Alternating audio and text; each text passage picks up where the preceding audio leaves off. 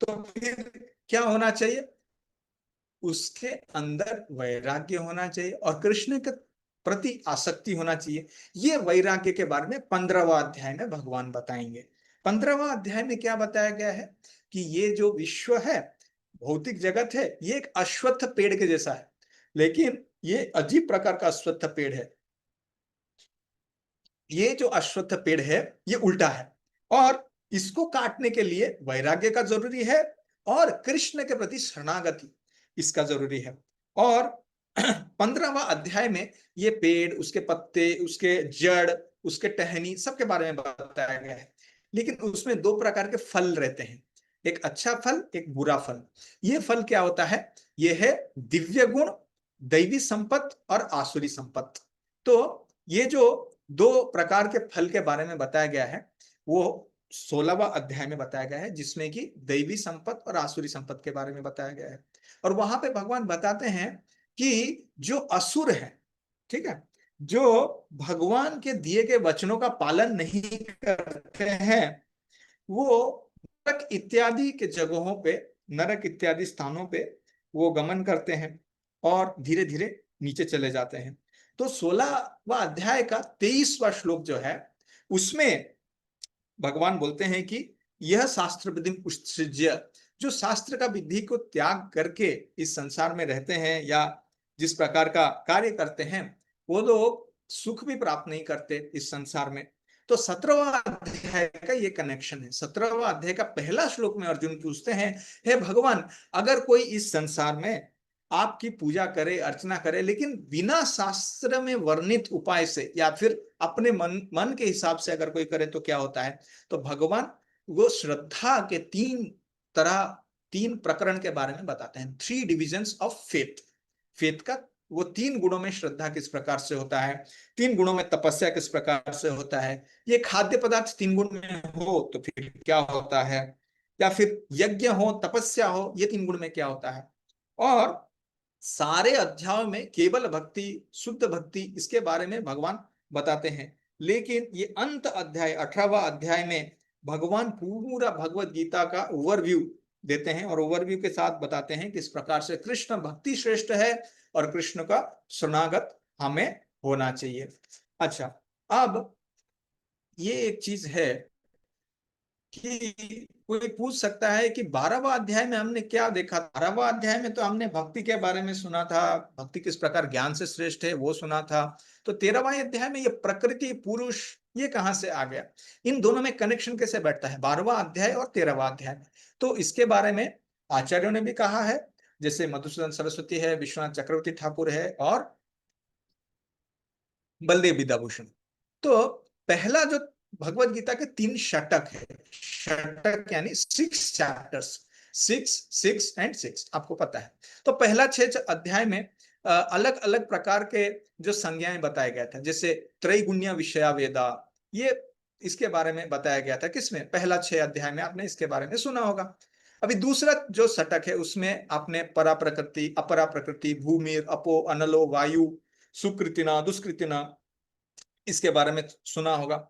और अलग अलग स्थानों में निष्काम कर्मयोग और भक्ति के बारे में सुना होगा, आत्मा के बारे में सुना होगा, श्रद्धा के बारे में सुना होगा। अभी ये जो तीसरा षटक है, इसमें इस प्रकार से जो विषय वर्णित है जिससे अर्जुन का ज्ञान धीरे धीरे बढ़े और उससे वो भक्ति अधिक से अधिक गंभीरता से अधिक प्रखरता से करे और ये ज्ञान उसके भक्ति को बढ़ाए। और 12वां अध्याय का 7वां श्लोक में भगवान बताते हैं कि तेषाम अहम समुद्धर्ता मृत्यु संसार सागर, कि मैं भौतिक जगत से उन भक्तों का उद्धार करता हूं जिनका मन सतत मेरे में लगा हुआ है। लेकिन इस प्रकार का भगवान का जो उद्धार है अर्जुन को तभी होगा जब अर्जुन का बुद्धि को भगवान और पोषण प्रदान करेंगे, उनका विवेक बुद्धि और वृद्धि होगा। इसीलिए भगवान ही अर्जुन को प्रेरणा देते हैं ये 6 प्रश्न पूछने के लिए। प्रकृति पुरुष, ज्ञान ज्ञेय, क्षेत्र क्षेत्रज्ञ। तो किस प्रकार से प्रकृति और पुरुष का संयोग होता है और इससे, इस प्रकार का ज्ञान से अर्जुन भगवान को अधिक प्रिय होगा और अर्जुन के अंदर वो सारे गुण प्राप्त होंगे जो 13 से लेकर 20 श्लोक में 12वां अध्याय में भगवान ने बताए थे। और विश्वनाथ चक्रवर्ती ठाकुर और श्रीधर स्वामी भी बताते हैं कि देखिए, पहला हम भगवत गीता को किस प्रकार से बताया गया है कि एक वुडन बॉक्स है उस, या फिर एक गोल्डन बॉक्स है, उसके अंदर डायमंड रखा है, पहला षटक उसका ढक्कन है, और बीच का 6 अध्याय जो है वो डायमंड है, वो भक्ति है, और नीचे का जो 6 अध्याय है वो भी गोल्डन बॉक्स है, उसको नीचे बेस देने के लिए भगवान ज्ञान के बारे में बताते हैं। ये कौन सा ज्ञान है? निष्काम कर्म योग के बारे में आपने प्रथम 6 अध्याय में सुना होगा कि निष्काम कर्म योग करने से व्यक्ति मुक्ति प्राप्त करता है, और व्यक्ति के अंदर वो ज्ञान प्राप्त होता है जिससे वो मुक्ति प्राप्त कर सके। ये ज्ञान क्या है? तो वो आखिरी के साथ जो 6 अध्याय है उसमें भगवान उसको डिटेल में बताते हैं कि क्या है ये ज्ञान के कॉन्स्टिट्यूएंट्स, क्या है इसका डिटेल्स, क्या है, ये सब भगवान लास्ट में बताते हैं। ठीक है, तो ओके ये है इसका कनेक्शंस जिसके हम पहुंचते हैं यहाँ पे, किस प्रकार से हम यहाँ पे आए हैं। ओके, तो हम पहला श्लोक में आते हैं।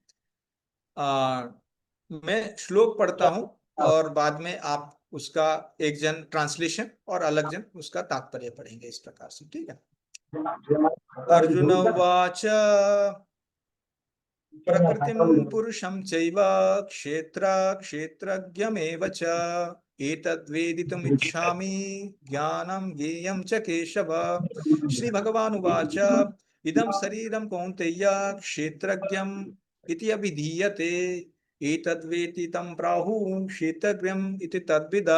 ठीक है, कोई पढ़िए इसका ट्रांसलेशन पढ़िए। अर्जुन ने कहा, यस। हे कृष्ण, मैं प्रकृति एवं पुरुष, भोक्ता, क्षेत्र एवं क्षेत्रज्ञ तथा ज्ञान एवं ज्ञेय के विषय में जानने का इच्छुक हूँ। श्री भगवान ने कहा, कुंती पुत्र, हे कुंती पुत्र, यह शरीर क्षेत्र कहलाता है और इस क्षेत्र को जानने वाला क्षेत्रज्ञ है। ओके, कोई और भक्त हैं जो तात्पर्य पढ़ना चाहिए? ये तात्पर्य पढ़ने के बाद हम ट्रांसलेशन हम डिस्कशन करेंगे, क्योंकि तात्पर्य प्रभुपाद के तात्पर्य ऐसे पढ़ना होता नहीं है, बेटर है कि अभी हम थोड़ा पढ़ लें। ठीक है, नेक्स्ट कोई पढ़ना चाहेंगे तात्पर्य? पढ़िए प्लीज। अर्जुन प्रकृति, पुरुष, क्षेत्र, क्षेत्रज्ञ, ज्ञान तथा ज्ञेय के विषय के विषय में पूछा। उन्होंने कहा, यह शरीर क्षेत्र कहलाता है और इस शरीर को जानने वाला क्षेत्रज्ञ। यह शरीर बद्ध जीव के लिए कर्म क्षेत्र है। बद्ध जीव इस संसार में बंधा हुआ है और वह भौतिक प्रकृति पर अपना प्रभुत्व प्राप्त करने का प्रयत्न करता है। इस प्रकार प्रकृति पर प्रभुत्व दिखाने की क्षमता के अनुसार उसे कर्म क्षेत्र प्राप्त होता है। यह कर्म क्षेत्र शरीर है। और यह शरीर क्या है? शरीर इंद्रियों से बना हुआ है। बद्ध जीव इंद्रिय तृप्ति चाहता है और इंद्रिय तृप्ति को भोगने की क्षमता के अनुसार ही उसे शरीर या कर्म क्षेत्र प्रदान किया जाता है। इसलिए बद्ध जीव के लिए यह शरीर क्षेत्र कर्म क्षेत्र कहलाता है। अब जो व्यक्ति अपने आप को शरीर मानता है वह क्षेत्रज्ञ कहलाता है। क्षेत्र क्षेत्रज्ञ अथवा शरीर कहता है। देही का अंतर समझ पाना कठिन नहीं है। कोई भी व्यक्ति यह सोच सकता है कि बाल्यकाल से वृद्धावस्था तक उसमें अनेक परिवर्तन होते रहते हैं, फिर भी वह व्यक्ति वही रहता है। इस प्रकार कर्म क्षेत्र के ज्ञाता तथा वास्तविक कर्म क्षेत्र में अंतर है। एक बद्ध जीव यह जान सकता है कि वह अपने शरीर से भिन्न है। कारण नहीं बताया गया है कि देहिनोऽस्मिन्, जीव शरीर के भीतर है और शरीर बालक से किशोर के रूप में बदलता जाता है। और शरीरधारी जानता है कि शरीर परिवर्तित हो रहा है। स्वामी स्पष्टतः क्षेत्रज्ञ है। कभी कभी हम सोचते हैं, मैं सुखी हूँ, मैं पुरुष हूँ, मैं स्त्री हूँ, मैं कुत्ता हूँ, मैं बिल्ली हूँ। ये ज्ञाता की शारीरिक उपाधियां हैं, लेकिन ज्ञाता शरीर से भिन्न होता है। भले ही हम तरह तरह की वस्तुएं प्रयोग में लाए, जैसे कपड़े इत्यादि, लेकिन जानते हैं कि हम इन वस्तुओं से प्रकार थोड़ा विचार करने जानते हैं कि हम शरीर से भिन्न, मैं, तुम या अन्य कोई जिसने शरीर धारण कर रखा क्षेत्रज्ञ कहलाता है।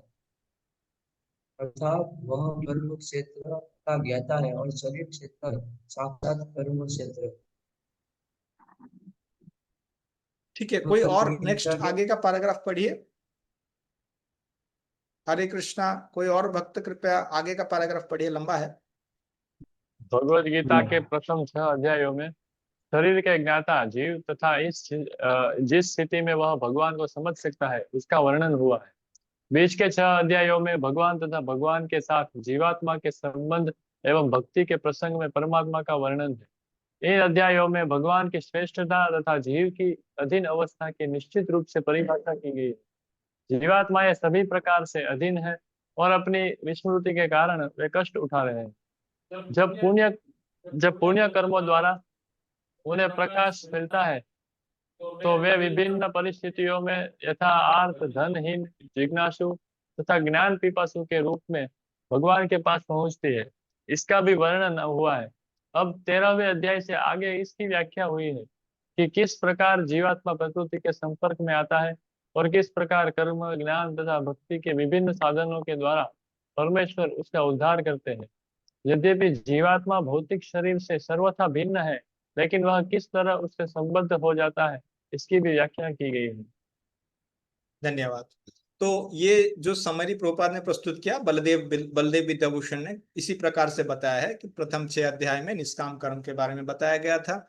निष्काम कर्म से उद्भूत होता है ज्ञान, और इसके आगे परमात्मा के बारे में बताया गया था। परमात्मा का स्थिति है, और परमात्मा के पास आने वाले 4 प्रकार के लोग, आर्तो अर्थार्थी, जिज्ञासु, ज्ञानी, और किस प्रकार से भगवान का या परमात्मा का उपासना करके, भगवान का उपासना करके अर्थ जो है अपना दुख से दूरी प्राप्त कर सकता है, अर्थार्थी अर्थ प्राप्त कर सकता है। और इस प्रकार के 4 प्रकार के जो लोग हैं, अगर शुद्ध भक्त का उनको संग मिल जाए तो वो शुद्ध भक्ति में आ सकते हैं।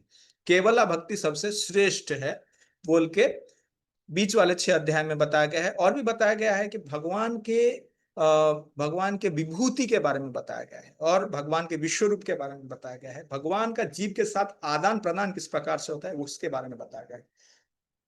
और ये आखिरी का जो 6 अध्याय है, इसमें ये जीव जो है वो तो शरीर से अलग है, तो फिर शरीर के साथ संपर्क में भला कैसे आया, तो इसके बारे में ये वर्णन आता है। तो देखिए, ये जो पहला 2 श्लोक है इसके ऊपर हम चर्चा करेंगे। देखिए, अगर आपको कभी, आप लोग शायद बुक डिस्ट्रीब्यूशन भी करते होंगे, तो कभी कभी आपको इस प्रकार से लोग मिलेंगे जो बोलेंगे कि गीता प्रेस में ये 13वां अध्याय का पहला श्लोक नहीं है। तो क्या आपके स्वामी जी ने ऐसे ऐसे श्लोक लिखे हैं, क्या ये सही है, क्या गलत है, क्या है ये, तो क्या बताएंगे उनको। देखिए, ये भगवत गीता में टोटल 700 श्लोक हैं। तो प्रभुपाद जी ने जो पहला वह अध्याय लिखा है उसमें 46 श्लोक हैं, 46 श्लोक हैं, और गीता प्रेस में 47 श्लोक हैं। तो फिर अगर ये श्लोक कम है तो टोटल 700 श्लोक ऐसे हो जाते हैं। अच्छा ठीक है, ये एक चीज हो गया। दूसरे मुद्दे पे आते हैं। अच्छा ठीक है, ये श्लोक नहीं है, तो क्या ये श्लोक रहने से भगवत गीता का जो कंक्लूजन है, जो निर्णय है, उस पर कोई फर्क पड़ता है? नहीं, नहीं पड़ता है। अर्जुन के 6 प्रश्न है, ये तो केवल प्रश्न है। आखिरी और सबसे जरूरी मुद्दा यह है कि ये श्लोक पे टीका श्रीधर स्वामी जी ने किया है, विश्वनाथ चक्रवर्ती ठाकुर ने किया है, और बलदेव विद्याभूषण ने किया है। अच्छा, अगर हमारे आचार्यों ने इसके ऊपर टीका किया है तो ये बराबर भगवत गीता में होगा, तो है ना। और प्रभुपाद जी ने खुद दिया है, तो फिर हम क्यों भला माने कि आप अगर ये श्लोक, पहला श्लोक जिसमें अर्जुन 6 प्रश्न पूछ रहे हैं, वो है या नहीं है, ये कोई मायने नहीं रखता है। इनके साथ को अगर कोई पूछता है तो आप इस प्रकार से उनको बता सकते हैं कि ये श्लोक पे हमारे आचार्यों ने टीका किया है, और इसलिए कोई ये नहीं रखता है, मायने नहीं रखता है। और अभी जब हम ये क्षेत्र और क्षेत्रज्ञ के ऊपर चर्चा करने में आएंगे, तो इस अध्याय को भगवान किस प्रकार से प्रस्तुत करते हैं उसके ऊपर थोड़ा चर्चा कर लें। देखिए, इस अध्याय का जो ब्रेकअप है, किस प्रकार से डेवलपमेंट है, उसके ऊपर देखते हैं। पहला जो श्लोक है, अर्जुन इसमें 6 प्रश्न पूछते हैं जो आपने पढ़े। दूसरा श्लोक से लेके 7वां श्लोक तक भगवान क्षेत्र, क्षेत्रज्ञ और ज्ञान, ये 3 चीज के बारे में उसका उत्तर देते हैं। तीसरा, चौथा और 5वां श्लोक। 8 से लेके 12 तक भगवान ज्ञानम, ज्ञान का तत्व क्या है, 20 तत्व ज्ञान के, उसके बारे में बताते हैं 8 से लेके 12वां श्लोक तक। सॉरी, 13 से लेके 19 तक ज्ञेयम, कि ज्ञान का विषय क्या है, ऑब्जेक्ट्स ऑफ नॉलेज, इसके बारे में बताते हैं 13 से लेकर 19 तक। 20 से लेकर 26 तक भगवान बताते हैं प्रकृति, पुरुष और उनका संयोग, उसके बारे में बताते हैं। और 27 से लेकर 35 तक भगवान बताते हैं ज्ञान चक्षु क्या होता है, किस प्रकार से ज्ञानी व्यक्ति इस संसार में दृष्टिपात करता है, किस प्रकार से वो देखता है। तो क्षेत्रज्ञ और क्षेत्र, क्षेत्र यानी क्षेत्र, जिस प्रकार से क्षेत्रकरी बोलते हैं हिंदी में या मराठी में, आपको पता रहेगा, किसी के पास धान का खेत है, किसी के पास गेहूं का, किसी के पास सब्जी का खेत है, और उसका जो ओनर होता है, उसका जो बोल सकते हैं जो कंट्रोलर होता है, उसको क्षेत्रज्ञ, इस प्रकार से भगवान बताए हैं। आत्मा को यहाँ पे क्षेत्रज्ञ बताया गया है, शरीर को यहाँ पे क्षेत्र बताया गया है। कौन सा शरीर को क्षेत्र बताया गया है? स्थूल शरीर को भी क्षेत्र बताया गया है, सूक्ष्म शरीर को भी क्षेत्र बताया गया है, यहाँ तक कि हमारे प्राण वायु जो चल रहे हैं, ये सारी चीज को समास, सारे चीज को क्षेत्र बोल के बताया गया है। इसमें सारे ग्रॉस बॉडी, सटल बॉडी, प्राण, इस प्रकार से ये तीनों को क्षेत्र बताया गया है। क्षेत्रज्ञ किसे कहा जाता है? जो ये क्षेत्र को जानता है उसे क्षेत्रज्ञ कहा जाता है। अब प्रश्न उठता है यहाँ पे, कौन बता पाएंगे? आप अनम्यूट करके बता सकते हैं। अच्छा, जो मुक्त व्यक्ति है, जो जानता है मैं शरीर नहीं, मैं आत्मा हूं, मैं शरीर से भिन्न हूं, क्या ये व्यक्ति को क्षेत्रज्ञ कहा जाएगा? या फिर जो व्यक्ति को कुछ पता नहीं, अज्ञान में है, बस विषय भोग में लगा हुआ है दिन रात, उसे तो बस शरीर का पड़ा हुआ है, उसको क्षेत्रज्ञ कहा जाएगा? किसे क्षेत्रज्ञ कहा जाएगा? यस, कोई भी अनम्यूट करके बोल सकते हैं, क्या सोचे आप?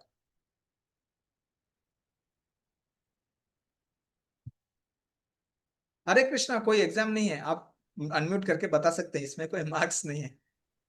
वो जानता है उस हाँ, ओके ओके, और कोई कुछ बताना चाहेंगे, कोई ऐड करना चाहेंगे?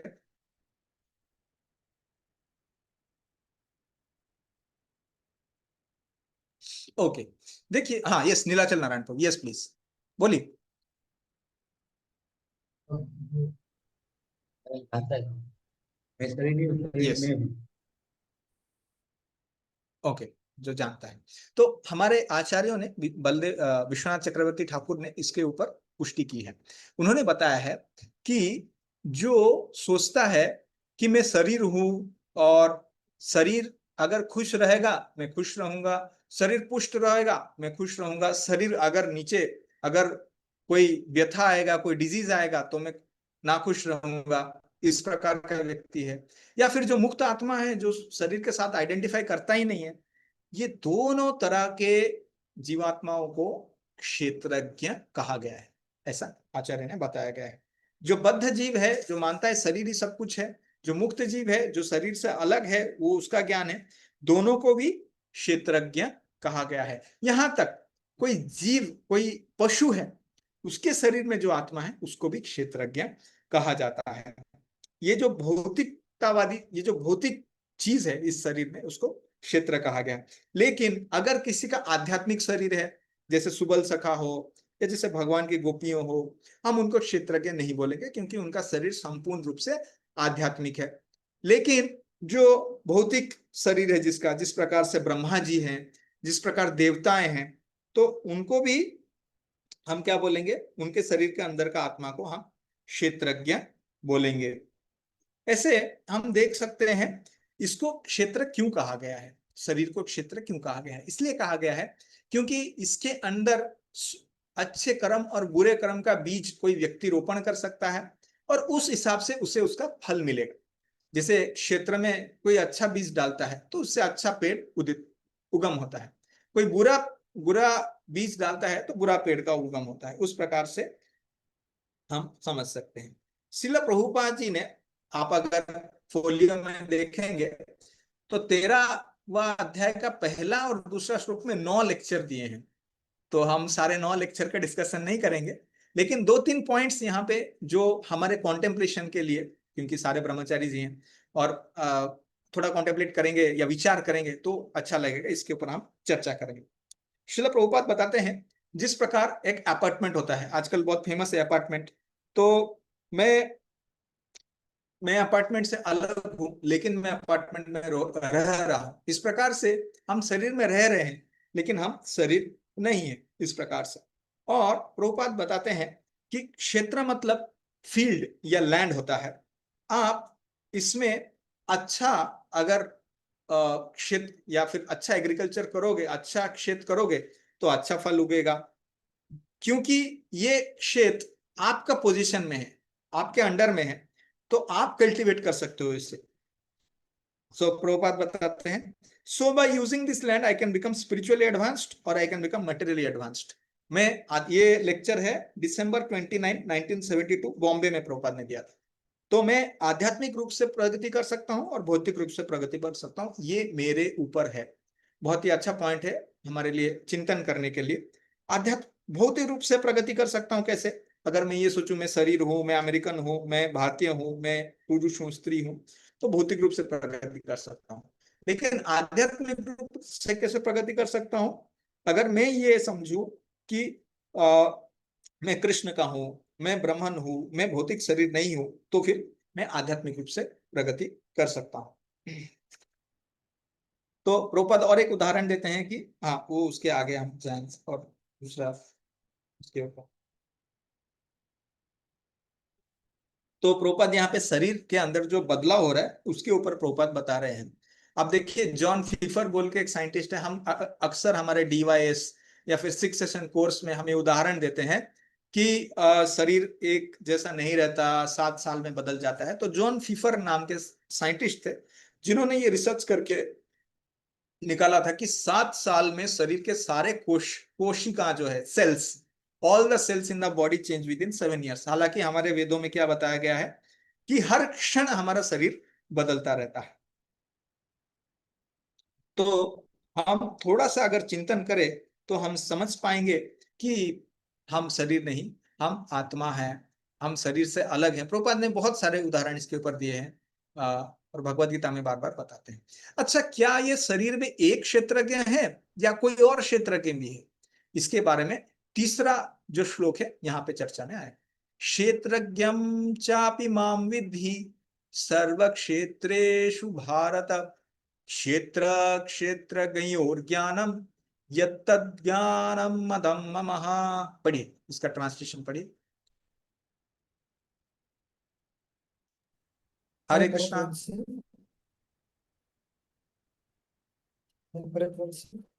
तुम्हें ज्ञात होना चाहिए कि मैं भी समस्त शरीरों में ज्ञाता भी हूँ, और इस शरीर तथा इसके ज्ञाता को जान लेना ज्ञान कहलाता है, ऐसा मेरा मत। मत है, ठीक है। कोई तात्पर्य पढ़ेंगे? हरे कृष्णा। कोई और तात्पर्य पढ़ना चाहेंगे? शरीर के ज्ञाता, आत्मा तथा परमात्मा विषय व्याख्या के दौरान हमें 3 विभिन्न विषय मिलेंगे। भगवान, जीव तथा पदार्थ। प्रत्येक कर्म क्षेत्र में, प्रत्येक शरीर में 2 आत्माएं होती है, आत्मा तथा परमात्मा। क्योंकि परमात्मा भगवान श्री कृष्ण का स्वांश है, अतः कृष्ण कहते हैं, मैं भी ज्ञाता हो। मैं भी ज्ञाता हूँ, लेकिन मैं शरीर का व्यष्टि ज्ञाता नहीं हूँ, मैं परम ज्ञाता हूँ। मैं शरीर में परमात्मा के रूप में विद्यमान रहता हूँ। जो क्षेत्र तथा क्षेत्रज्ञ का अध्ययन भगवत गीता के माध्यम से सूक्ष्मता से करता है, उसे यह ज्ञान प्राप्त हो सकता है। भगवान कहते हैं, मैं प्रत्येक शरीर के कर्म क्षेत्र का ज्ञाता हूँ। व्यक्ति भले ही अपने शरीर का ज्ञाता हो, किंतु उसे अन्य शरीरों का ज्ञान नहीं होता। समस्त शरीरों में परमात्मा रूप में विद्यमान भगवान समस्त शरीरों के विषय में जानते हैं। वे जीवन के विविध योनियों के सभी शरीरों को जानने वाले हैं। एक नागरिक अपने भूमि खंड के विषय में सब कुछ जानता है, लेकिन राजा को न केवल अपने महल का, अपितु प्रत्येक नागरिक की भू संपत्ति का ज्ञान रहता है। इसी प्रकार कोई भले ही अपने शरीर का स्वामी हो, लेकिन परमेश्वर समस्त शरीरों के अधिपति है। राजा अपने साम्राज्य का मूल अधिपति होता है और नागरिक गौण अधिपति। इसी प्रकार परमेश्वर समस्त शरीरों के परम अधिपति है। यह शरीर इंद्रियों से युक्त है। परमेश्वर ऋषिकेश है, जिसका अर्थ है इंद्रियों के नियामक। वे इंद्रियों के आदि नियामक है। जिस प्रकार राजा अपने राज्य की समस्त गतिविधियों का आदि नियामक होता है, नागरिक तो गौण नियामक होते हैं। भगवान का कथन है, मैं ज्ञाता भी हूँ। इसका अर्थ है कि वे परम ज्ञाता है। जीवात्मा केवल अपने विशिष्ट शरीर को ही जानता है। वैदिक ग्रंथों में इस प्रकार का वर्णन हुआ है, क्षेत्राणि ही शरीराणि बीजम चापि शुभाशुभे तानि वेत्ति स योगात्मा ततः क्षेत्रज्ञ उच्यते। यह शरीर क्षेत्र कहलाता है और इस शरीर के भीतर इसके स्वामी तथा साथ ही परमेश्वर का वास है। जो शरीर तथा शरीर के स्वामी दोनों को जानने वाला है, इसलिए उन्हें समस्त क्षेत्रों का ज्ञाता कहा जाता है। कर्म क्षेत्र कर्म के ज्ञाता तथा समस्त कर्मों के परम ज्ञाता का अंतर आगे बतलाया जा रहा है। वैदिक ग्रंथों में शरीर, आत्मा तथा परमात्मा के स्वरूप की सम्यक जानकारी ज्ञान नाम से अभिहित की जाती है। ऐसा कृष्ण का मत है। आत्मा तथा परमात्मा को एक मानते हुए भी पृथक पृथक समझना ज्ञान है। जो कर्म क्षेत्र तथा कर्म के ज्ञाता को नहीं समझता, उसे पूर्ण ज्ञान नहीं होता। मनुष्य को मनुष्य को प्रकृति, पुरुष यानी प्रकृति का भोक्ता तथा ईश्वर वह ज्ञाता जो प्रकृति एवं व्यष्टि आत्मा का नियामक है की स्थिति समझनी होती है। उसे इन तीनों के विभिन्न रूपों में इसी प्रकार का भ्रम पैदा नहीं करना चाहिए। मनुष्य को चित्रकार, चित्र तथा तुलिका में भ्रम नहीं करना चाहिए। यह भौतिक जगत जो कर्म क्षेत्र के रूप में है, प्रकृति है और इस प्रकृति का भोक्ता जीव है और इन दोनों के ऊपर परम नियामक भगवान है। वैदिक भाषा में इसे इस प्रकार कहा गया है, श्वेतर उपनिषद 1.12, भोक्ता भोग्यम प्रेरितारम च मत्वा सर्वम प्रोक्तम त्रिविधम ब्रह्ममेतम एतत्। ब्रह्म के तीन स्वरूप है। प्रकृति कर्म क्षेत्र के रूप में ब्रह्म है तथा जीव भी ब्रह्म है, जो भौतिक प्रकृति को अपने नियंत्रण में रखने का प्रयत्न करता है और इन दोनों का नियामक भी ब्रह्म है, लेकिन वास्तविक नियामक वही है। इस अध्याय में बताया जाएगा कि इन दोनों ज्ञाताओं में से एक अच्युत है तो दूसरा च्युत है, एक श्रेष्ठ है तो दूसरा अधीन है। जो व्यक्ति क्षेत्र के इन दोनों ज्ञाताओं को एक मान लेता है, वह भगवान के शब्दों का खंडन करता है, क्योंकि उनका कथन है, मैं भी कर्म क्षेत्र का ज्ञाता हूँ। जो व्यक्ति रस्सी को सर्प जान लेता है, वह ज्ञाता नहीं है। शरीर कई प्रकार के हैं और इनके स्वामी भी भिन्न भिन्न है, क्योंकि प्रत्येक जीव की अपनी निजी सत्ता है जिससे वह प्रकृति पर प्रभुता की सामर्थ्य रखता है। अतएव शरीर विभिन्न होते हैं, लेकिन भगवान उन सब में परम नियंता के रूप में विद्यमान रहते हैं। यहाँ पर च शब्द महत्वपूर्ण है, क्योंकि यह समस्त शरीरों का द्योतक है। यह श्रील बलदेव विद्याभूषण का मत है। आत्मा के अतिरिक्त प्रत्येक शरीर में कृष्ण परमात्मा के रूप में रहते हैं और यहाँ पर कृष्ण स्पष्ट रूप से कहते हैं कि परमात्मा कर्म क्षेत्र तथा विशिष्ट भोक्ता दोनों का नियामक। तो बहुत ही यहाँ पे एक जरूरी पॉइंट पे हम आए हैं, जिसमें भगवान बता रहे हैं कि खाली क्षेत्रज्ञ क्या जीवात्मा है। जीवात्मा में यानी हमने बताया कि जो बद्ध जीवात्मा है वो भी क्षेत्रज्ञ है, जो मुक्त जीवात्मा है वो भी क्षेत्रज्ञ है। अच्छा, शरीर को क्षेत्र कहा गया है। शरीर यानी ग्रॉस बॉडी, स्थूल शरीर, सूक्ष्म बॉडी, सटल बॉडी, प्राण इत्यादि, ये सबको क्षेत्र कहा गया। और जीवात्मा को क्षेत्रज्ञ क्या है, इनको छोड़ के भगवान क्या बताते हैं, क्षेत्रज्ञम चापि माम विद्धि माम अपि क्षेत्रज्ञम विद्धि। आप मुझे एक क्षेत्रज्ञ जानो, लेकिन किस प्रकार का क्षेत्रज्ञ, एक स्पेशल क्षेत्रज्ञ जो सर्व क्षेत्रचु भारत।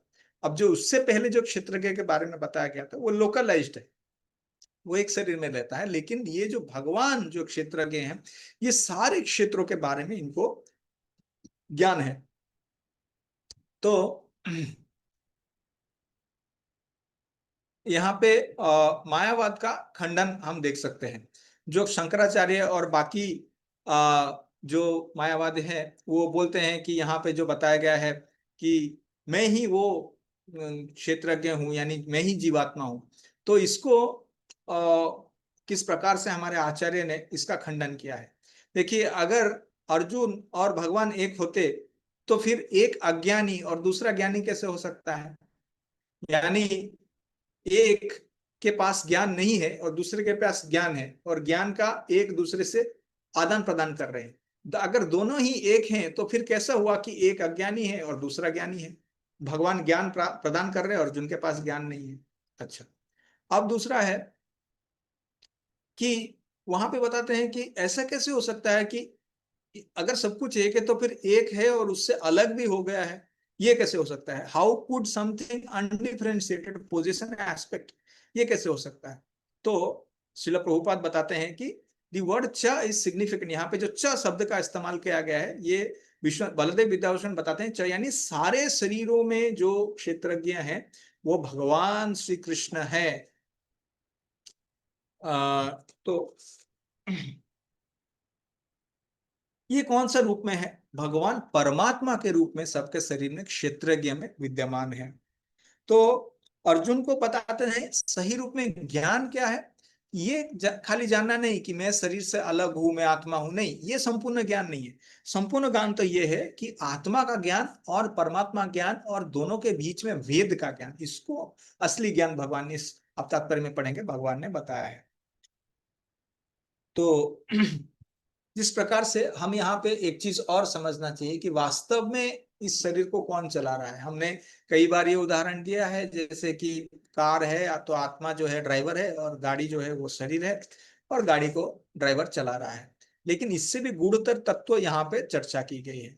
वास्तव में आत्मा तो एक तरह से पैसेंजर ही है और वो डायरेक्शंस बता रहा है, लेकिन ड्राइवर परमात्मा है। जैसे किसी को चाहिए कि मैं अपना हाथ ऊपर करूं, तो आत्मा आत्मा तो बहुत छोटा होता है, वो तो कण मात्र होता है, उसके पास कहाँ शक्ति आएगा इतना बड़ा कोई चीज करने के लिए। तो वो इच्छा प्रकाश करता है, और अगर उसका कर्म में है तो परमात्मा भौतिक प्रकृति को इंस्ट्रक्शन देते हैं कि इस प्रकार से करो, और वो चीज होता है। तो वास्तव में परमात्मा जो है वो जीव का इच्छा पूर्ति करते हैं। तो दो टर्म यहाँ पे आएगा, व्यष्टि यानी लोकलाइज्ड और समष्टि यानी यूनिवर्सल। तो व्यष्टि रूप से यानी लोकल रूप से क्षेत्र के कौन होगा, बताएंगे कौन? हरे कृष्णा। अगर व्यष्टि रूप से हम क्षेत्र के आत्मा। देखेंगे, यस, परफेक्ट, धन्यवाद। और अगर समष्टि रूप से देखेंगे, यूनिवर्सल, सबका क्षेत्र के, कौन होगा वो? परमात्मा। Yes, correct. तो हालांकि आप देखिए, हम बोलते हैं कि हम ये शरीर का क्षेत्रज्ञ हैं, ठीक है, हमें ज्ञान है इस क्षेत्र के बारे में, इसके ऊपर थोड़ा चर्चा करते हैं। अब कोई बोले कि मैं शरीर का क्षेत्रज्ञ हूं, मैं जानता हूं। हम भोजन हमारे मुख में डालते हैं, डालने के बाद वो शरीर के अंदर जाता है। अच्छा, जाने के बाद कौन सा एंजाइम सीक्रेट होगा? क्या है, हम शरीर के अंदर हम किसी को ये करते हैं, ठीक है चलो अभी लीवर ये एंजाइम सीक्रेट करेगा, पैंक्रियाज ये सीक्रेट करेगा, एसिडिटी का पीएच ऐसा रहेगा, हमें तो पता भी नहीं चलता है। वास्तव में ये वैश्वानर भगवान का कृपा से ये सारा हो रहा है। अगर वैश्वानर भगवान का कृपा नहीं रहा तो क्या होता है वो भी हमें पता है, उसका स्वरूप क्या होता है, इसका फल क्या होता है। हर दिन हर समय हमारा जो हृत्पिंड है, जो हार्ट है, वो हमेशा पंप करता रहता है। क्या पंप करता रहता है? ब्लड को, अपने शरीर में रक्त को, कितना रक्त कहाँ पे जाएगा, कितना प्रेशर मेंटेन होगा, क्या होगा, इसके बारे में हम सोचते हैं? हम नहीं सोचते हैं। हमारे ब्रेन, ये मस्तिष्क के अंदर कितने सारे जो है ग्रंथियां हैं, कितने सारे नर्व्स हैं, और उसमें सिग्नल्स जा रहे हैं एक से दूसरी जगह, एक से दूसरी जगह, और फिर हमारा चलना फिरना, बोलना, देखना, सुनना, ये सब कोऑर्डिनेट हो रहा है। तो इसके बारे में भी हम क्या करते हैं, हमें ज्ञात नहीं होता, लेकिन हो रहा है। तो इस प्रकार से हम देख सकते हैं कि हम जानते तो हैं इस शरीर के बारे में, लेकिन बहुत अल्प जानते हैं। इसीलिए वास्तव में क्षेत्रज्ञ कौन होगा? भगवान है, परमात्मा है। जिस प्रकार से आपके पास कोई जमीन है और उस जमीन 5 एकड़ की है, तो आपको पता है 5 एकड़ की जमीन है, उसमें 4 पेड़ हैं, और पूर्व दिशा इस तरफ है, पश्चिम दिशा इस तरफ है, ऐसा उसका साइज है, लेंथ इतना है, ब्रेड इतना है, उबड़ खाबड़ है, क्या है, सब पता है। लेकिन मान लीजिए सरकार है या राजा है, या आज के टर्म्स में हम बोलेंगे कि जो प्रॉपर्टी का देखते हैं सरकार का डिपार्टमेंट वो है, उनको तो सारे प्रॉपर्टीज के बारे में पता है, किसका प्रॉपर्टी किसके नाम पे कहाँ पे है, कब से है, कौन उसका ओनर था, कौन उसके बाद उसका ओनर बना, क्या है, सब कुछ पता है उनके पास। उस प्रकार से जो लोकलाइज जिसका जमीन है वो कौन हो गया, वो आत्मा हो गया। और जो सरकारी व्यक्ति है या राजा है वो परमात्मा हो गए, वो क्षेत्र के इस प्रकार से हो गए। तो शास्त्रों में कई सारे वर्णन है। एक दो पंछी पेड़ पे बैठे हैं, इसके बारे में कोई बता पाएगा क्या वर्णन है आत्मा और परमात्मा के बारे में? किसी ने सुना है? उपनिषद में आता है ये उदाहरण। हरे कृष्णा। बताया गया है कि वो पंछी है डाल पर, एक दो आ रहा है पेड़ के, सब पंछी जो है उसको देख रहा है, observe कर रहा है। यस और यस। जो तो जो आ रहा है वो आत्मा है, और जो देख रहा है साक्षी है वो आत्मा। Perfect perfect. जो खा रहा है वो सुख दुख का फल को वो क्या कर रहा है, भोग कर रहा है। और जो देख रहा है वो कौन है, वो परमात्मा है, उसको बस देख रहे, उपद्रष्टा, वो देख रहे हैं। तो इस प्रकार से इसका भी उदाहरण दिया गया है। तो यहाँ पे बताते हैं प्रभुपाद कि चित्रकार, चित्र तथा तूली के अंदर हमें भ्रम नहीं करना चाहिए। तो वास्तव में इस चैप्टर का नाम क्या है, कौन बताएंगे चैप्टर का नाम?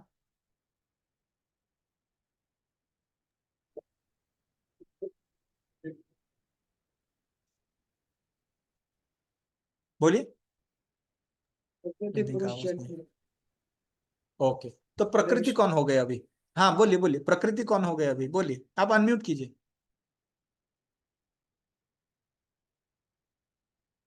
प्रकृति मतलब जिसका हम भोग करना चाहते हैं। हाँ, प्रकृति यानी भौतिक प्रकृति, मैटेरियल नेचर है ना, प्रकृति। और पुरुष कौन हो गया फिर? पुरुष मतलब करने की, पुरुष मतलब की जो कौन? भोग करने की इच्छा कर रही है वो आत्मा। आत्मा, करेक्ट। भोग करने का इच्छा, जीवात्मा जो भोग करना चाहता है, ठीक है। अब क्या है, प्रकृति, पुरुष, और क्या है तीसरा? चेतन, कॉन्शियसनेस। चेत चेतना, कॉन्शियसनेस। अब ये कॉन्शियसनेस क्या है बताओ?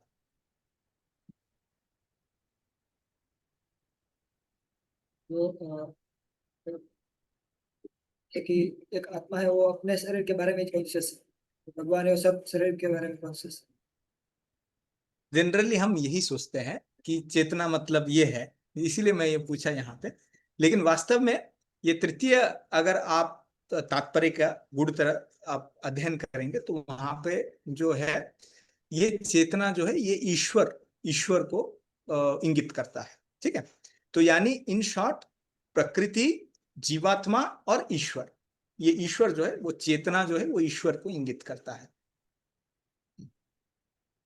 मैटर, क्या बोलते हैं उसको, एमएससी बोलते हैं ना, matter, soul and controller of both, बोलते हैं ना यूथ प्रीचिंग में, matter soul and controller of both, ये 13 चैप्टर। मैटर सोल यानी मैटर यानी हो गया प्रकृति, सोल यानी क्या हो गया, पुरुष, और कंट्रोलर ऑफ बोथ चेतन, यहाँ पे ईश्वर, वहां पे चेतना कहा जाता है, ठीक है। एक मिनट और एक देख लेते हैं इसमें क्या क्या है।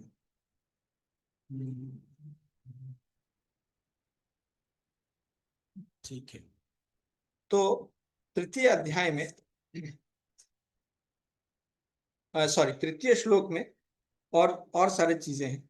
जैसे यहाँ पे प्रभुपाद 13 अक्टूबर 75 में एक उदाहरण देते हैं कि शरीर जो है ये रेंटेड हाउस के जैसा है, जहाँ पे दो व्यक्ति इंटरेस्टेड है, एक ओनर है और एक रेंटर है। जैसे रेंटर है रहता है, एक रेंटर का एक ही घर रहता है, लेकिन जो ओनर है उसके कई सारे घर हो सकते हैं। या फिर एग्रीकल्चरिस्ट जो कृषक है, वो कभी कभी जो व्यक्ति है, जैसे बनिया, या फिर जो ओनर होता है उससे वो थोड़ा सा लैंड लेके उस पर वो क्या करता है, खेती करता है। उस प्रकार से जीवात्मा और परमात्मा है यहाँ पे। तो प्रभुपाद बताते हैं कि क्षेत्रज्ञम च अपि, तो भगवान बोलते हैं च यानी और एक, है ना। जैसे लैंडलॉर्ड का ये है, यहाँ पे थोड़ा और चर्चा करते हैं। मैं विश्वनाथ चक्रवर्ती तो बलदेव का देखता हूँ, ये थोड़ा सा इंपॉर्टेंट है।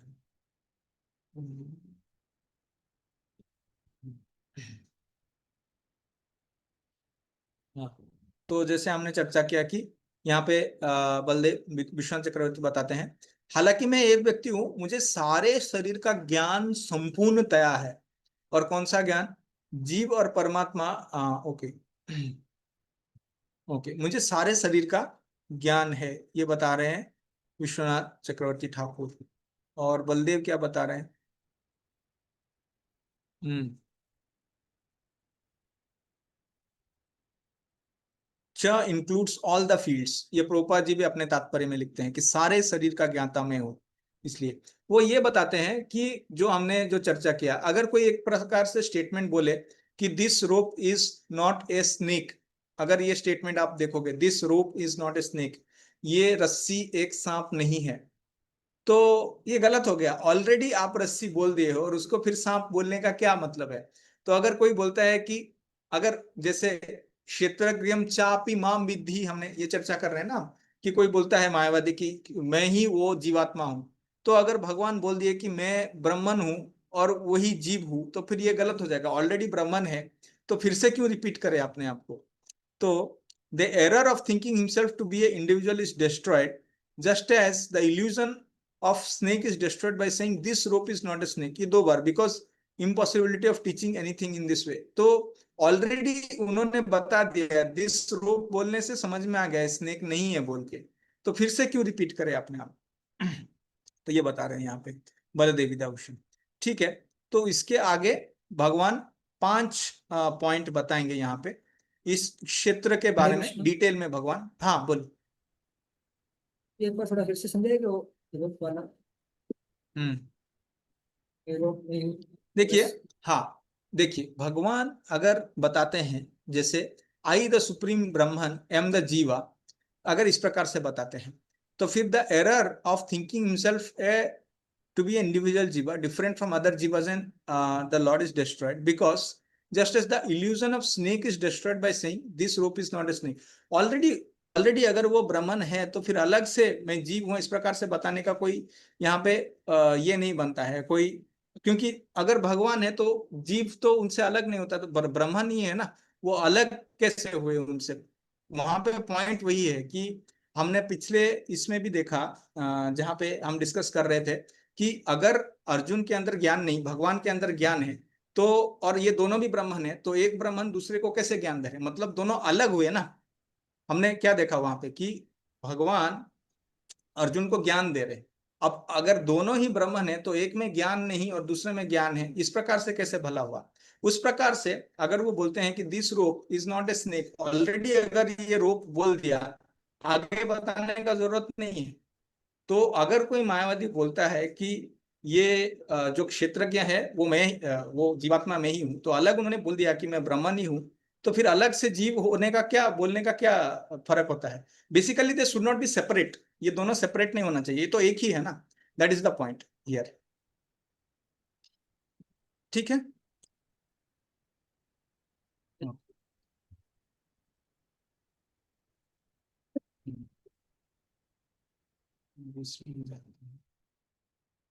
हाँ, तत्क्षेत्रम यच्च यादृक्ष यद्विकारी यतश्च यत् सच यत् यत् भावश्च तत्समासेन मैं शृणु। ठीक है, पढ़िए इसका ट्रांसलेशन। अब तुम मुझसे यह सब संक्षेप में सुनो कि कर्म क्षेत्र क्या है, यह किस प्रकार बना है, इसमें क्या परिवर्तन होते हैं, यह कहाँ से उत्पन्न होता है, इस कर्म क्षेत्र को जानने वाला कौन है और उसके क्या प्रभाव है। तो यहाँ पे भगवान जो है कई ये क्षेत्र के बारे में डिटेल्स में वो बता रहे हैं। क्या बता रहे हैं? यथ च, ये इस कर्म क्षेत्र क्या है इसके बारे में पहला बताएंगे। ठीक है, ये किस प्रकार से बना हुआ है, या यहाँ पे 6 प्रश्न भगवान इसके इसमें बताएंगे। यथ च यतश्च, इस प्रकार से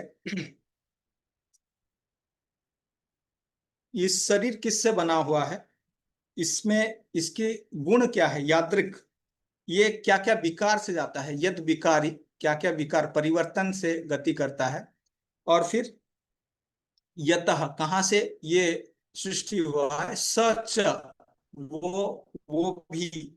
इसमें कौन, इसका आइडेंटिटी क्या है, इसका स्वरूप क्या है, और यथ प्रभाव, इसका क्या क्या प्रभाव है, इसके बारे में बताएंगे। ठीक है, इसका तात्पर्य पढ़िए, इसके ऊपर हम चर्चा करेंगे कि ये प्रश्न का उत्तर भगवान कहाँ पे आगे देते हैं। पढ़िए तात्पर्य।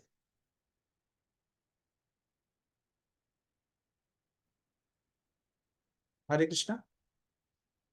भगवान कर्म कोई, क्षेत्र हाँ, क्षेत्र हम्म, बोलिए। भगवान कर्म क्षेत्र क्षेत्र तथा कर्म क्षेत्र के ज्ञाता क्षेत्रज्ञ की स्वाभाविक स्थितियों का वर्णन कर रहे हैं। मनुष्य को यह जानना होता है कि यह शरीर किस प्रकार बना हुआ है, यह शरीर किन पदार्थ, यह किसके नियंत्रण में कार्यशील है, इसमें किस प्रकार परिवर्तन होता है, ये परिवर्तन कहाँ से आते हैं, वे कारण कौन से हैं, आत्मा का चरम लक्ष्य क्या है तथा आत्मा का वास्तविक स्वरूप क्या है। मनुष्य को आत्मा तथा परमात्मा, उनके विभिन्न प्रभावों, उनकी शक्तियों आदि के अंतर को भी जानना चाहिए। यदि वह भगवान द्वारा दिए गए वर्णन के आधार पर भगवत गीता समझ ले तो ये सारी बातें स्पष्ट हो जाएंगी। लेकिन उसे ध्यान रखना होगा कि प्रत्येक शरीर में वास करने वाले परमात्मा को जीव का स्वरूप न मान बैठें। ऐसा तो समक्ष सक्षम पुरुष सक्षम तथा पुरुष। अक्षम पुरुष को एक समान बताने जैसा है। ओके, तो भगवान यहाँ पे जो 6 चीज बताते हैं क्षेत्र और क्षेत्रज्ञ के बारे में, ये जो शरीर कैसे बना हुआ है, इसका उत्तर भगवान छठा श्लोक में दे देंगे। और शरीर के अंदर के गुण क्या क्या हैं, ये 7वां श्लोक। तो 6 और 7 हम आगे देखेंगे। इसमें यच्च और यादृक, इसका उत्तर मिल जाएगा। उसके आगे इस शरीर में क्या क्या विकार आता है, ये 7वां श्लोक में भी आएगा और 20वां श्लोक में भी आएगा। और ये शरीर कहाँ से सृष्टि होता है, ये छठा श्लोक में आएगा, 21, 22 और 30 श्लोक में आएगा। और इसका स्वरूप क्या है, ये 14 से 18 में आएगा और 23वां श्लोक में इसका उत्तर आएगा। और इसका प्रभाव क्या है, इसके बारे में भी भगवान इसका चर्चा करेंगे। तो ये जो टर्म्स है, ये आगे भगवान क्लियर करेंगे। तो यहाँ पे भगवान एक शब्द का प्रयोग किए हैं, एक मिनट, तत् समासेना। तो संक्षेप में भगवान बताएंगे, क्योंकि अगर डिटेल में बताने लगे तो वो भागवतम में जब कपिल देव का चर्चा होता है माता देवहूति के साथ, 11वां स्कंद में, इस तरह के अलग अलग स्थानों में इसका कंप्लीट जो है नॉलेज आएगा। अच्छा, इसके बारे में चर्चा कोई और कहीं पे किया है क्या? अगर किसी ने किया है तो उसके बारे में भगवान बताएंगे। किसी और ने इसके बारे में चर्चा किया है क्या? ये जो चर्चा क्षेत्र क्षेत्रज्ञम हम जो कर रहे हैं, ज्ञानम ज्ञेयम, इसका चर्चा और कहाँ पे हुआ? ऋषिभिर बहुधा गीतम छंदोभि विविधै पृथक ब्रह्म सूत्र पदैश्चैव हेतुमद्भिर विनिश्चितम। ठीक है, इसका चर्चा और कहाँ पे हुआ है, बताइए। पढ़िए ट्रांसलेशन।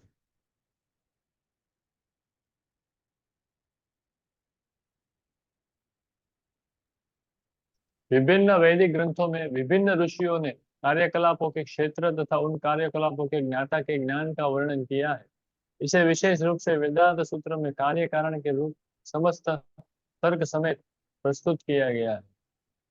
ठीक है, तात्पर्य भी पढ़िए।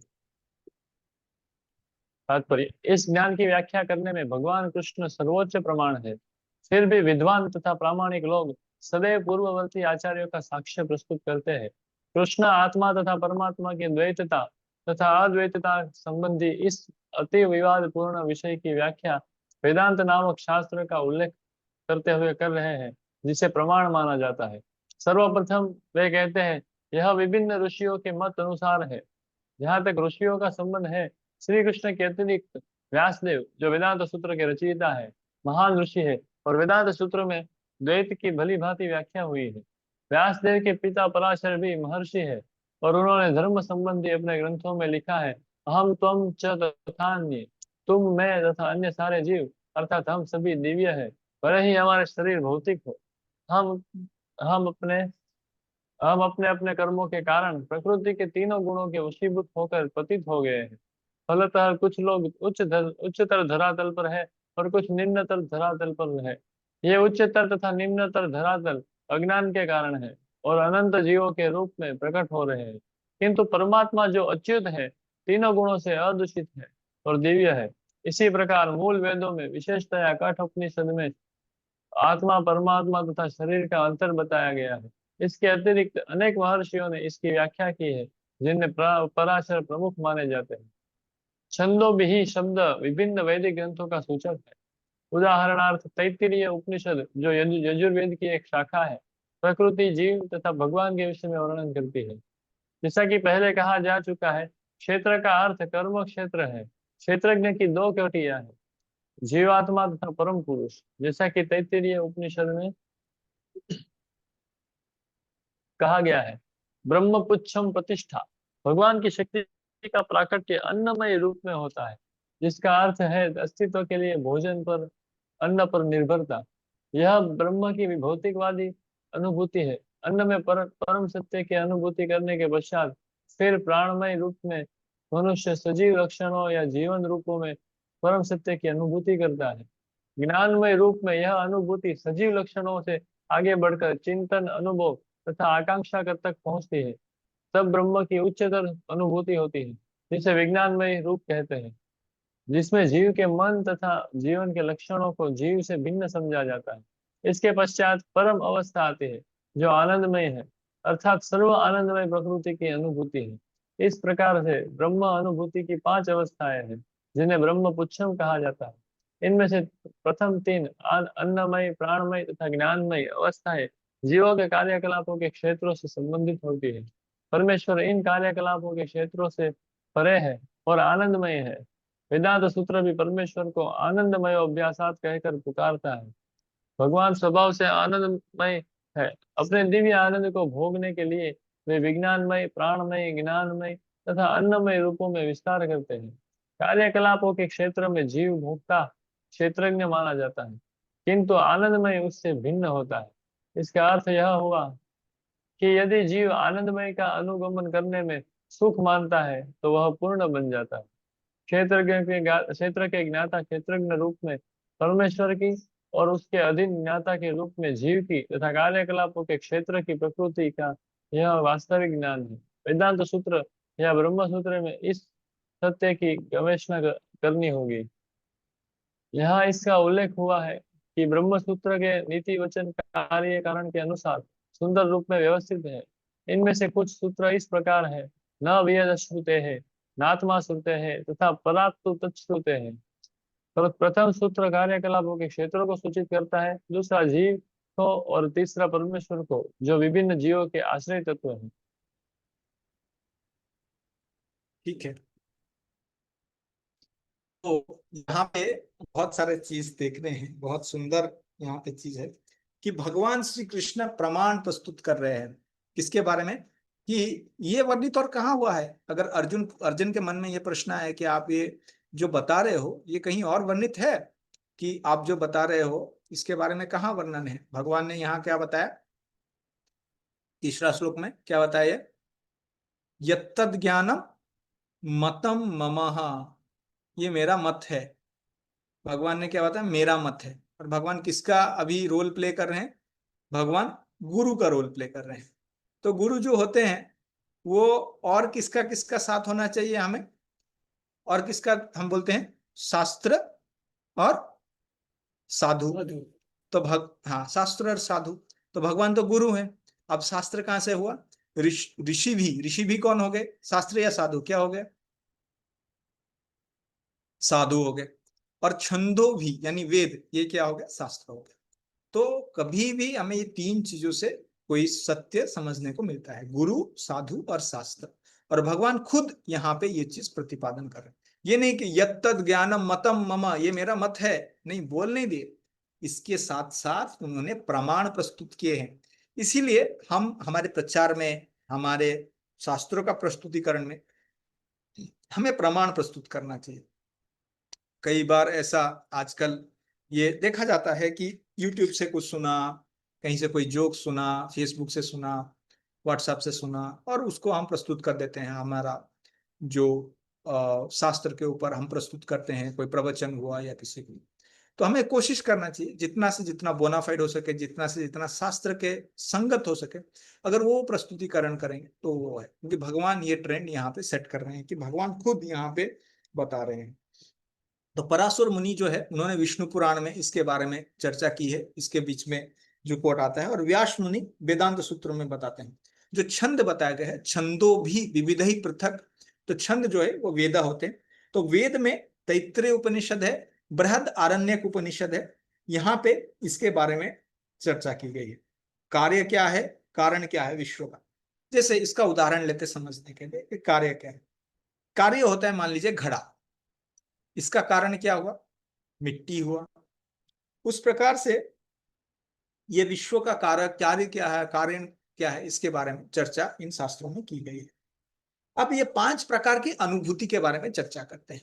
ये जो 5 प्रकार की अनुभूति होती है, जिसको ब्रह्म पूछम प्रतिष्ठा कहा गया, अन्नमय, प्राणमय, ज्ञानमय, विज्ञानमय, आनंदमय। एक तरह से देखा जाए तो ये एक ब्रह्म की अनुभूति है और भगवान का शक्ति भी है, क्योंकि लास्ट में वो स्टेटमेंट आएगा। तो दोनों भी है, ये भगवान का शक्ति है और जीव का ब्रह्म का अनुभूति भी है। अगर समष्टि रूप और व्यष्टि रूप से शास्त्र में हमारा असेंडिंग प्रोसेस है या डिसेंडिंग प्रोसेस है, डिसेंडिंग प्रोसेस है समझने के लिए।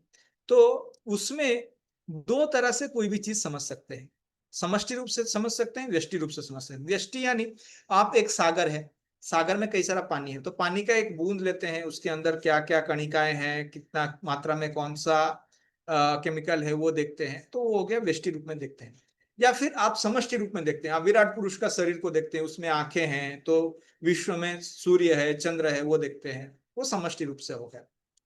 तो ये जो 5 चीजें हैं, ये जीव का अनुभूति भी है और भगवान का शक्ति भी है। इतना समझ लिए तो काफी है। तो अभी अन्नमय, अन्नमय मतलब क्या, जो हर चीज भोजन, केवल भोजन के रूप में देखें। जैसे हम पशुओं को देखते हैं, कोई भी चीज रहे उसको मुख में डालते हैं, या फिर छोटे बच्चे रहते हैं, आप उनके पास जाइए, वो भी हर चीज, पेन हो, पेंसिल हो, रबर हो, कोई भी चीज हो, अपने मुख में डालते हैं और उस प्रकार से ज्ञान प्राप्त करने का सोचते हैं। तो उनका सोच भोजन के परे जाता ही नहीं, इसीलिए उनको अन्नमय कोश, अन्नमय चेतना इस प्रकार से कहा गया है। इससे थोड़ा सा ऊपर कोई उठता है तो उसका चेतना कैसा होता है, प्राणमय कोश। ये प्राणमय कोश क्या होता है, केवल अन्न ग्रहण नहीं करना है, लेकिन अपने जीवन का रक्षा करना है। अच्छा, जीवन का रक्षा करना है तो आपने कई बार कभी वाइल्ड लाइफ वीडियोस देखे होंगे। तो ऐसे एक डियर या मृग रहता है और पानी पीने जाता है जहां पे बहुत सारे मगरमच्छ हैं। तो पानी तो पीता है, लेकिन वो बराबर इधर उधर देखता रहता है, कहीं कोई मगरमच्छ तो नहीं आ रहा, कहीं कोई सिंह तो नहीं आ रहा, कहीं कोई बाघ तो नहीं आ रहा मुझे मारने के लिए। तो अपने प्राणों का रक्षा करने में जो हमेशा चिंतन करता रहता है, प्राणमय कोश, अन्नमय कोश से थोड़ा ऊपर प्राणमय कोश, प्राणों को बचाने का समझ। ज्ञानमय, अब ये जो ज्ञानमय है, यहाँ पे केवल जीना या प्राण बचाना, इससे थोड़ा ऊपर, जैसे चिंतन, अनुभव, कविता, आकांक्षा, संस्कृति, व्यंग, इस प्रकार से होता है। जहां पे भावनाओं का आदान प्रदान होता है एक दूसरे से, उसको ज्ञानमय बोलते हैं। कभी कभी कोई प्रकृति का सौंदर्य को गुणगान करते हुए कविता लिखता है, तो ये भी ज्ञानमय हो गया। या भी श्रृंगार रस होता है, आपने देखा होगा कई सारे चलचित्रों में श्रृंगार रस का भी उसका चलता रहता है। यहां तक कि विज्ञान को भी ज्ञानमय कोश में माना गया है कि मनोधर्म है, मन से व्यक्ति अपना चिंतन कर रहा है, सब कुछ कर रहा है, किस प्रकार के कपड़े पहने, किस प्रकार के गहने पहने, किस प्रकार के चलचित्र में जाएं, कहाँ जाएं, कैसे भोग करें। जो सात्विक भोग है, राजसिक भोग है, सारे इस कैटेगरी में आ जाएंगे। थोड़ा सा बेहतर किससे, अन्नमय प्राणमय से थोड़ा बेहतर है ये ज्ञानमय। और ज्ञानमय से आगे है विज्ञानमय, जहां व्यक्ति का ये समझ रहता है कि मैं शरीर से अलग हूं, मैं आत्मा हूं, आत्मा का क्या नीड्स है, आत्मा का क्या जरूरत है, शरीर का क्या जरूरत है, क्या मैं आत्मा का जो जरूरत है उसको पूरा कर पा रहा हूं, तो ये आत्मज्ञान है। शायद वो संपूर्णतया उसमें रियलाइजेशन शायद प्राप्त ना हुआ हो, साक्षात्कार शायद ना हुआ हो, लेकिन ज्ञान उसको रहता है कि शरीर नहीं, खाली उसके आगे है। और आनंदमय, जो मैं जीवात्मा हूं और भगवान परमात्मा है, मैं भगवान का दास हूं और उनका सेवा करके मैं आनंद प्राप्त कर सकता हूं। ये हो गया अनुभूति। तो 5 प्रकार की अनुभूति हमने चर्चा किया: अन्नमय, प्राणमय, ज्ञानमय, विज्ञानमय, ज्ञानमय, विज्ञानमय और आनंदमय। ये पहला जो पहला 3 है, अन्नमय, प्राणमय और ज्ञानमय, इसको भौतिक माना जाता है, और विज्ञानमय और आनंदमय इसको आध्यात्मिक माना जाता है, और संपूर्णतः आध्यात्मिक आनंदमय है। क्योंकि आप लास्ट में जब देखेंगे, यहाँ पे प्रभुपाद जी लिखते हैं, तो मैं ये बता रहा था वो शक्ति के बारे में, क्योंकि वहां पे बताते हैं कि कृष्णा, अगर आप इंग्लिश ट्रांसलेशन देखेंगे वहां पे बताते हैं कि lord himself expands himself as this 5 states of consciousness. English में अगर आप देखेंगे तो ये भगवान का शक्ति भी है और ये 5 तरह का चेतना भी है। और यहाँ पे और एक चीज आएगा आगे, जहां पे ये बताएंगे कि जीव जो है वो अपने कर्म के हिसाब से उसको उसको अपना क्या मिलता है, कार्य क्षेत्र मिलता है।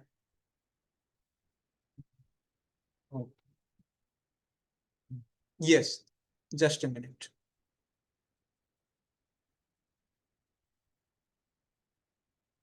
हाँ, यस, हाँ, तो ये आ गया है, ठीक है।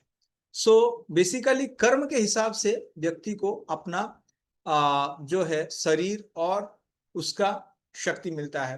क्या हम आगे उसको देखेंगे 6 और 7 में कि ये क्या बताते हैं शरीर के बारे में, शरीर का कंपोजिशन क्या है, उसमें विकार क्या क्या आते हैं, यहाँ पे चर्चा की गई है। महाभूतानि अहंकारो बुद्धिर अव्यक्तमेव च इंद्रियाणि दशैकं च पंच पंचच इंद्रिय गोचर इच्छा द्वेष सुखम दुखम संघट चेतना धृति एतत् क्षेत्रम समासेन सविकारम उदाहृतम। ठीक है, पढ़िए। पंच महाभूत अर्थात बुद्धि, अव्यक्ति जो की अप्रकट अवस्था, ईश्वर इंद्रियों तथा मन, 5 इंद्रिय विषय, इच्छा द्वेष सुख दुख संसार जीवन के लक्षण तथा धैर्य, इन सब को संक्षेप में कर्म का क्षेत्र क्रियाएं विकार कहा जाता है। हाँ, तो जस्ट एक मिनट, यहाँ पे संक्षेप फिर से बताया गया है, यहाँ पे संक्षेप समासेना, क्योंकि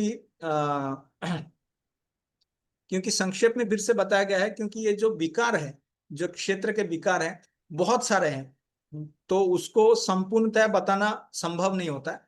इसीलिए यहाँ पे केवल थोड़े से विकार के बारे में, सुख दुख द्वेष इत्यादि बताया गया है, इसीलिए संक्षेप में बताया गया है। ठीक है, आगे पढ़िए इसका तात्पर्य।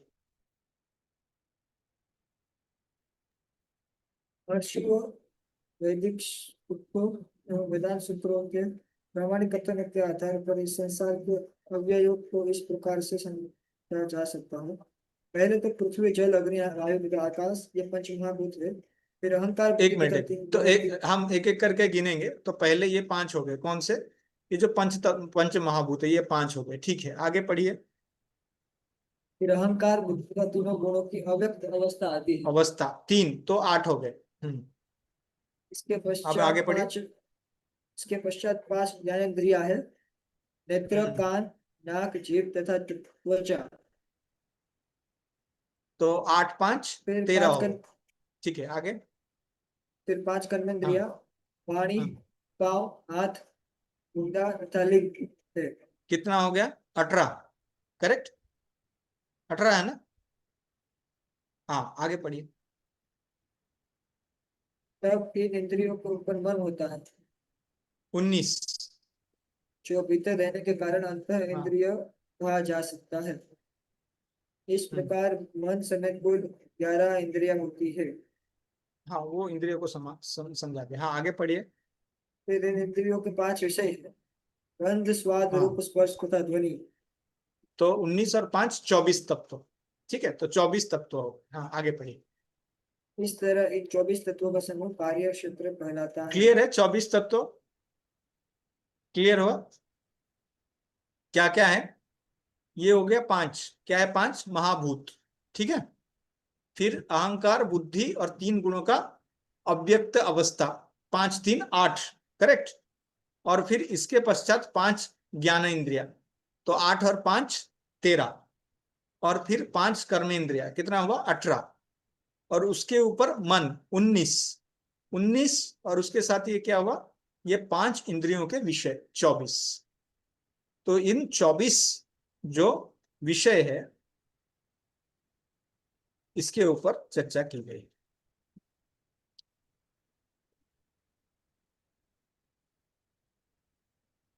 एक एक कपिल के बारे में भागवत में आता है।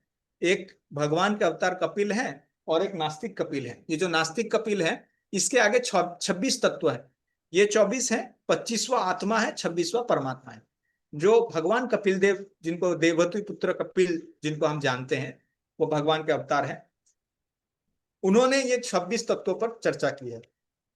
लेकिन जो नास्तिक कपिल है उन्होंने केवल ये नास्तिक कपिल, एथिस्टिक कपिल, कई बार प्रभुपाद लिखते हैं पुस्तकों में, ये केवल और केवल ये 24 तत्वों पर ही चर्चा करते हैं। ये दोनों में ये फर्क है। ठीक है, आगे पढ़िए।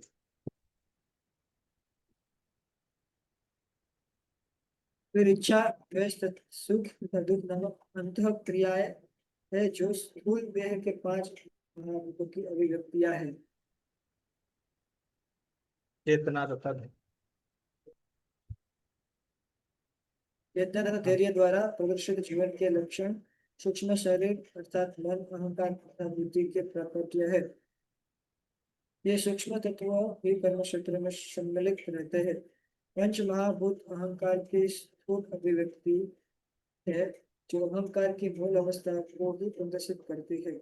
इसे भौतिकतावादी बोध या तामस बुद्धि कहा जाता है।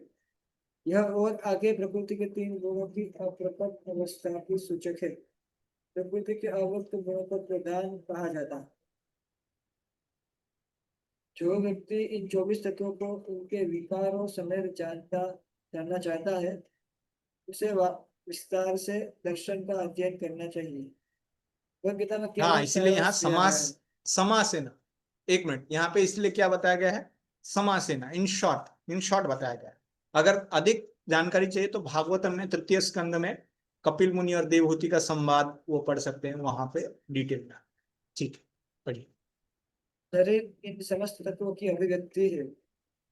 शरीर में 6 प्रकार के परिवर्तन होते हैं। यह उत्पन्न होता है, बढ़ता है, टिकता है, संतान उत्पन्न करता है और तब वो क्षीण हो जाता है और अंत में समाप्त हो जाता है।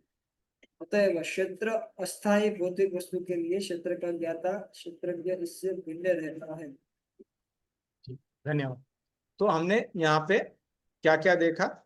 यहाँ पे जो इच्छा है, द्वेष है, सुख दुख, ये ट्रांसफॉर्मेशन है, विकार है, शरीर के अंदर का विकार है। और हमने 24 तत्व भी यहाँ पे देखा जहां से शरीर उत्पन्न होता है। तो हम जो चर्चा कर रहे थे कि भगवान यहाँ पे थोड़ा और अच्छे से ये क्षेत्र के बारे में चर्चा करते हैं। तो देखिए, इसी का कर्म के हिसाब से उस क्षेत्र का उसको प्राप्त होता है। जैसे छोटा बच्चा रहता है, उसको अगर वो कोई फील्ड में खेल रहा है तो उसके लिए क्षेत्र उतना ही होता है। वो नाच सकता है, कूद सकता है, उछल सकता है, लेकिन उस फील्ड के अंदर कर सकता है। अब कोई कृमि हुआ, मान लीजिए मिट्टी में जो कृमि अर्थवर्म रहता है, अब अर्थवर्म पढ़ाई नहीं कर सकता, लिखाई नहीं कर सकता, वो मैक्सिमम क्या कर सकता है? मिट्टी के अंदर जा सकता है, और पानी रहा तो अपने जहाँ पे होल है, जहाँ पे उसने गड्ढा किया उसके अंदर चला जाएगा। उस प्रकार से कोई धनी व्यक्ति का बेटा है, वो भी खेल रहा है, मान लो पार्क में कुछ कर रहा है, लेकिन बाहर का दुनिया के बारे में उसको कोई ज्ञान नहीं।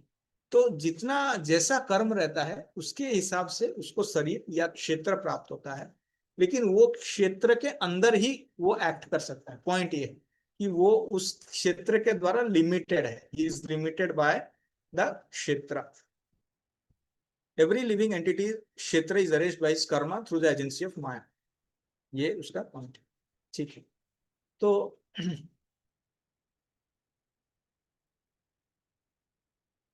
कई सारे, जैसे हमने देखा संघट है इंद्रियों के बारे में, और विकार क्या क्या है वो देखा है। ठीक है, तो 6 प्रकार के जो बदलाव शरीर में होते हैं, जिस प्रकार से हमने देखा, शरीर प्रकट होता है, कुछ दिन टिकता है, संतान उत्पत्ति करता है, फिर विघटन होता है और मृत्यु होता है। ये 6 प्रकार के विकार हमने देखे। ठीक है, तो इसमें कोई किसी का प्रश्न है? इसके बाद 8 से लेके 12 जो है वो ज्ञान के अलग अलग तत्व हैं। इसको हम पढ़ लेते हैं आज, शायद चर्चा करने का कितना समय मिलेगा हम देखेंगे। अगर पढ़ लिए तो अब तक किसी का कोई प्रश्न है या फिर कोई टीका है, कुछ है तो बता सकते हैं। तो भगवान अब तक 3 चीज बता दिए हैं। क्या है? क्षेत्र बता दिए, क्षेत्रज्ञ बता दिए, और ज्ञान क्या है बता दिए। क्षेत्र होता है शरीर, स्थूल सूक्ष्म प्राण के साथ। क्षेत्रज्ञ कोई भी जीवात्मा जिसका शरीर है वो क्षेत्रज्ञ है। और कौन है क्षेत्रज्ञ? परमात्मा भी क्षेत्रज्ञ है। और अगर किसी को ये दोनों क्षेत्र के, शरीर और क्षेत्रज्ञ, और दोनों क्षेत्रज्ञ का फर्क पता है, उसको ज्ञान बताया गया है। 5वां अध्याय में भी भगवान ने बताया था कि शरीर, हम शरीर नहीं, हम आत्मा है, ये भी ज्ञान है। लेकिन इससे मोक्ष या लिबरेशन प्राप्त नहीं हो सकता। लिबरेशन या मोक्ष प्राप्त हो सकता है उसी व्यक्ति को जो जानता है कि शरीर है और उसमें 2 क्षेत्रज्ञ हैं, आत्मा है और परमात्मा। हालांकि अज्ञानी बोल सकते हैं कि आत्मा सो परमात्मा, लेकिन ऐसा नहीं है, ये गलत है। तो इस प्रकार का ज्ञान को भगवान ज्ञान बोलते हैं, नहीं तो अज्ञान बोलते हैं। ठीक है, कोई प्रश्न है? नहीं तो ये आगे, ये लंबा श्लोक है, इसको हम पढ़ेंगे। हाँ बोलिए। चैट में प्रश्न है, चैट में।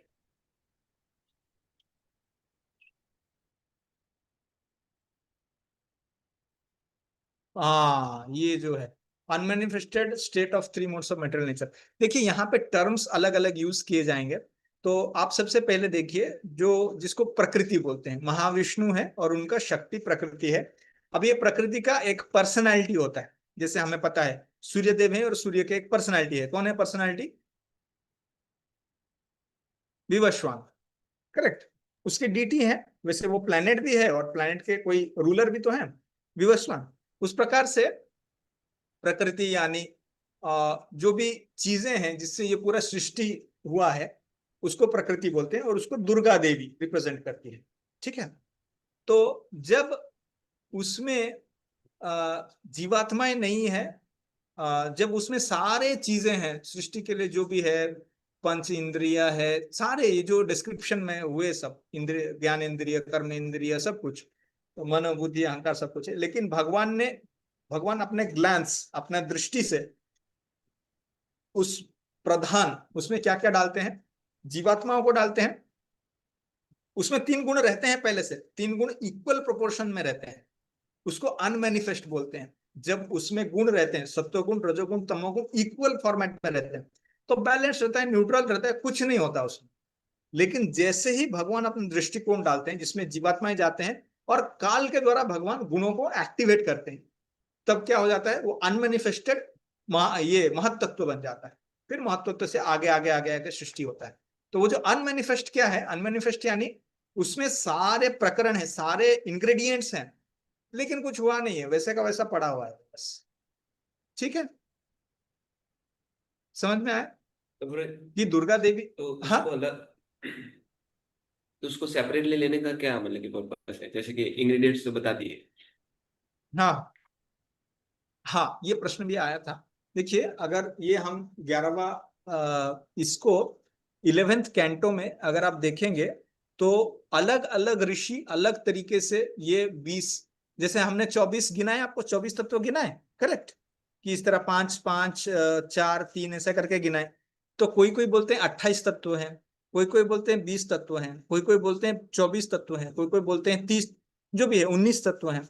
तो ये गिनने का एक तरीका होता है जिसमें अलग अलग ऋषि या अलग अलग ये, एक मिनट, अगर वो चैप्टर मिलता है तो मैं शेयर करता हूँ आपके साथ। कहाँ जाएगा? अगर मिलता है तो मैं दिखाता हूँ आपको एग्जैक्टली मैं क्या बोल रहा हूँ। सम से करके आएगा, वो 11th कैंटो में है, तो जिससे कि आपको क्लियर होगा कि दिस इज जस्ट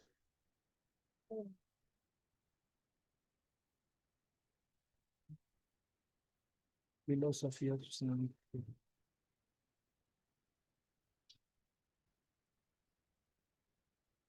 हम्म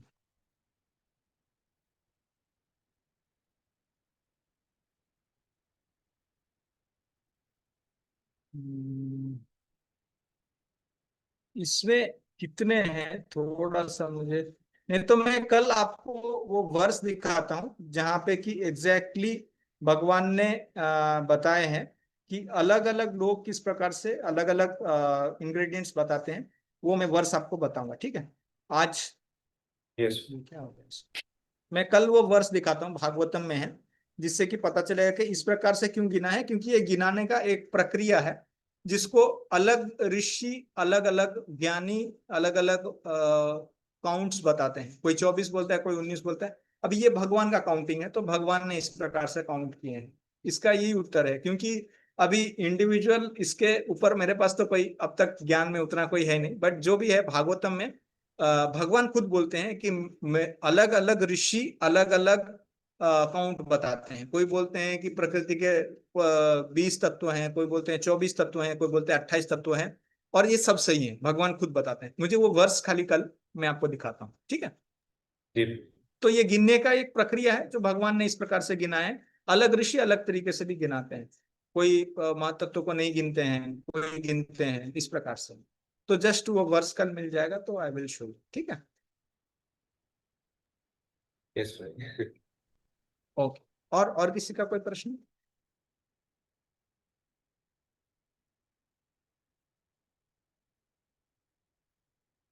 ठीक है, तो आगे बढ़ते हैं। अमानित्वम अदम्बित्वम। अभी भगवान 8 से लेके 20 तक क्या चर्चा करने वाले हैं? ज्ञान के 20 तत्वों के बारे में चर्चा करने वाले हैं। भगवान ने क्षेत्र बता दिया, क्षेत्रज्ञ बता दिया, ज्ञानम बता दिया। अब ज्ञान के क्या तत्व हैं, ये 8 से लेके 12 में भगवान 20 तत्व बताएंगे। यहाँ पे सीखने के लिए बहुत सारे चीज है, लंबा तात्पर्य है।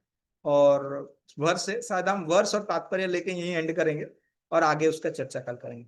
अमानित्वम अदम्बित्वम अहिंसा शांतिरार्जवम आचार्य उपासनम शौचम स्थैर्यम आत्म विनिग्रह इंद्रियार्थेषु वैराग्यम अनंकार एवच जन्म मृत्यु जरा व्याधि दुख दोषानुदर्शनम। ये बहुत फेमस वर्स है जो आप कई बार हम कोट करते हैं, लेकिन ये 13वां अध्याय का 9वां श्लोक।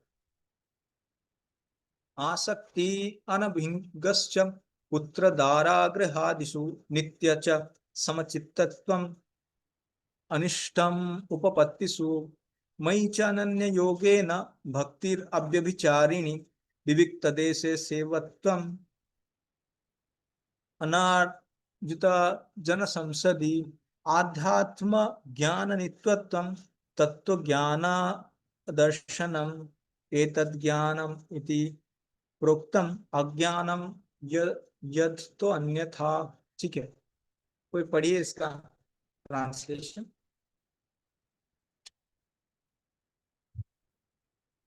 विनम्रता, दम्भहीनता, अहिंसा, सहिष्णुता, सरलता, प्रामाणिक गुरु के पास जाना, पवित्रता, स्थिरता, आत्मसंयम, इंद्रिय तृप्ति के विषयों का परित्याग, अहंकार का अभाव, जन्म मृत्यु वृद्धावस्था तथा रोग के वर्षों की अनुभूति, वैराग्य, संतान, स्त्री तथा घर तथा अन्य वस्तुओं की ममता से मुक्ति, अच्छी तथा बुरी घटनाओं के प्रति संभाव, मेरे प्रति निरंतर अनन्य भक्ति, एकांत स्थान में रहने की इच्छा, जन समूह में विलगाव, आत्म साक्षात्कार की महत्ता को स्वीकारना या परम सत्य की दार्शनिक खोज, इन सबको मैं ज्ञान घोषित करता हूँ। और इनके अलावा अतिरिक्त जो भी है वह अज्ञान है। तो तात्पर्य थोड़ा आप पढ़िए और थोड़ा थोड़ा पैराग्राफ अलग अलग करके पढ़ सकते हैं, क्योंकि लंबा तात्पर्य है। पढ़िए।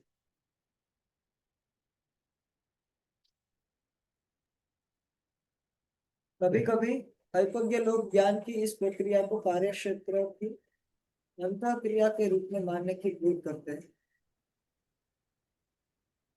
लेकिन वास्तव में यही असली ज्ञान की प्रक्रिया है। यदि कोई इस प्रक्रिया को स्वीकार कर लेता है तो परम सत्य तक पहुंचने की संभावना हो जाती है। यह इसके पूर्व बताए गए 24 तत्वों का विकार नहीं है। यह वास्तव में इन तत्वों के पास से बाहर निकलने का साधन है। बाहर निकालने का देहधारी साधन है। बाहर निकलने का साधन। हाँ। देहधारी आत्मा 24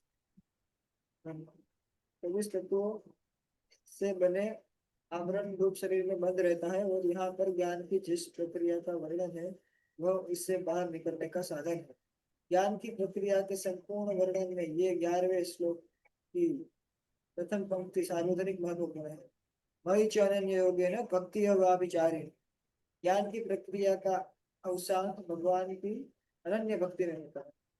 अतएव यदि कोई भगवान की दिव्य सेवा को नहीं प्राप्त कर पाता या प्राप्त करने में असमर्थ है तो शेष 29 बातें व्यर्थ हैं। तो कौन सी 29 बातें? 19 बातें यानी मई जो अनन्य योगेन भक्ति, क्या था वो? एक मिनट। मई च अनन्य योगेन भक्तिर अव्यभिचारिणी। अगर ये नहीं है तो बाकी के 19 बातें व्यर्थ हैं, ऐसा प्रभुपाद जी बता रहे हैं तात्पर्य में। तो 19 मतलब लेकिन ये यदि सब कोई 19 पूर्ण बातें। कृष्ण भावना से भक्ति ग्रहण करता है तो अन्य 19 बातें उसके अंदर स्वयं विकसित हो आती हैं। तो शेष की 19 बातें व्यर्थ हैं, और अगर एक कृष्ण भक्ति आता है तो बाकी चीजें ऑटोमेटिक विकसित होती है। यस, आगे पढ़िए। 19 बातें जैसा कौन कि सी 19 बातें का चर्चा कर रहे हैं इसमें? हाँ, क्या 19 क्या? बातें, 19 बातें मतलब कौन सी 19 बातें? ये देखिए, ये जो विनम्रता, ओके ओके, ये दम्भहीनता, सब। अहिंसा, सहिष्णुता, सरलता, ये 19। और उसमें से एक कौन सा है?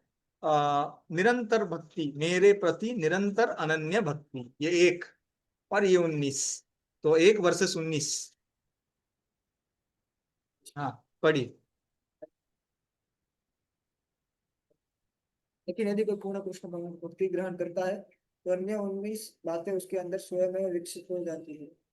जैसा कि श्रीमद् भागवतम में 5.18.12 में कहा गया है, यस्यास्ति भक्तिर् भगवती किंचन सर्वे गुणस्तत्र समासते शुरम। जिसने भक्ति की अवस्था प्राप्त कर ली है उसमें ज्ञान के सारे गुण विकसित हो जाते हैं। जैसा कि 8वें श्लोक में उल्लेख हुआ है, गुरु ग्रहण करने का सिद्धांत अनिवार्य है। यहाँ तक कि जो भक्ति स्वीकार करते हैं उनके लिए भी यह अत्यावश्यक है, आवश्यक है। आध्यात्मिक जीवन का शुभारंभ तभी होता है जब प्रामाणिक गुरु ग्रहण किया जाए। भगवान श्री कृष्ण यहाँ पर स्पष्ट कहते हैं कि ज्ञान की यह प्रक्रिया ही वास्तविक मार्ग है। इससे परे जो भी विचार किया जाता है वो व्यर्थ होता है।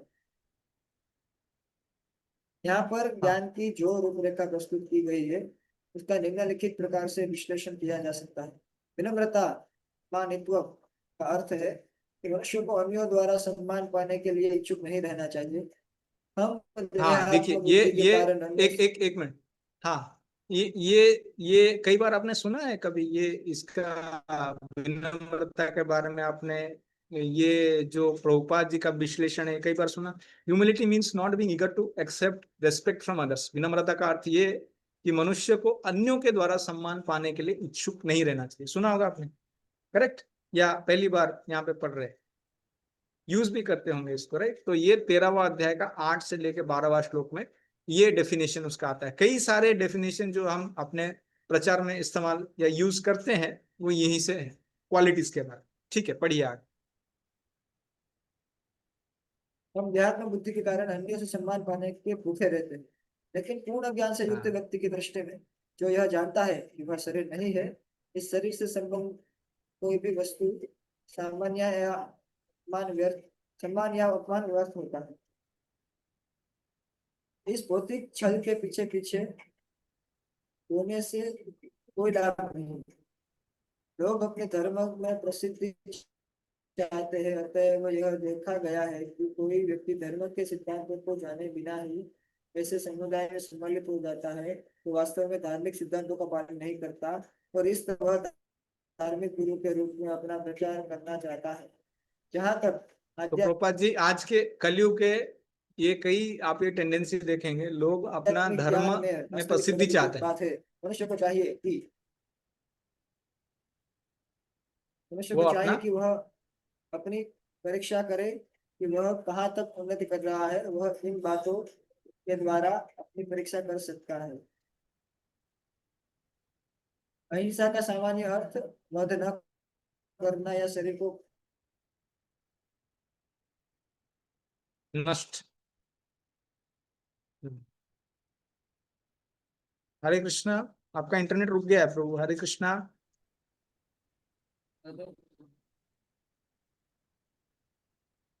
बराबर नहीं। हरे कृष्ण, आवाज आ रहा है? हाँ आ रहा है। अहिंसा का सामान्य अर्थ वध न करना या शरीर को नष्ट न करना लिया जाता है, लेकिन अहिंसा का वास्तविक अर्थ है अन्यों को विपत्ति में न डाले। देहात्म बुद्धि के कारण सामान्य लोग अज्ञान द्वारा ग्रस्त रहते हैं और निरंतर भौतिक कष्ट भुगते रहते हैं। अतएव जब तक कोई लोगों को आध्यात्मिक ज्ञान की ओर ऊपर नहीं उठाता, तब तक वह हिंसा करता होता है। व्यक्ति को लोगों में वास्तविक ज्ञान वितरित करने का भरस भरसक प्रयास करना चाहिए, जिससे वे प्रबुद्ध हो इस भवबंधन से छूट सके। यही अहिंसा है। एक मिनट, और कोई सहिष्णुता। पढ़ेंगे? हरे कृष्णा। हरे कृष्णा। और किसी भक्त भी पढ़िए तो अच्छा लगेगा, सभी का पार्टिसिपेशन होगा। हरे कृष्णा।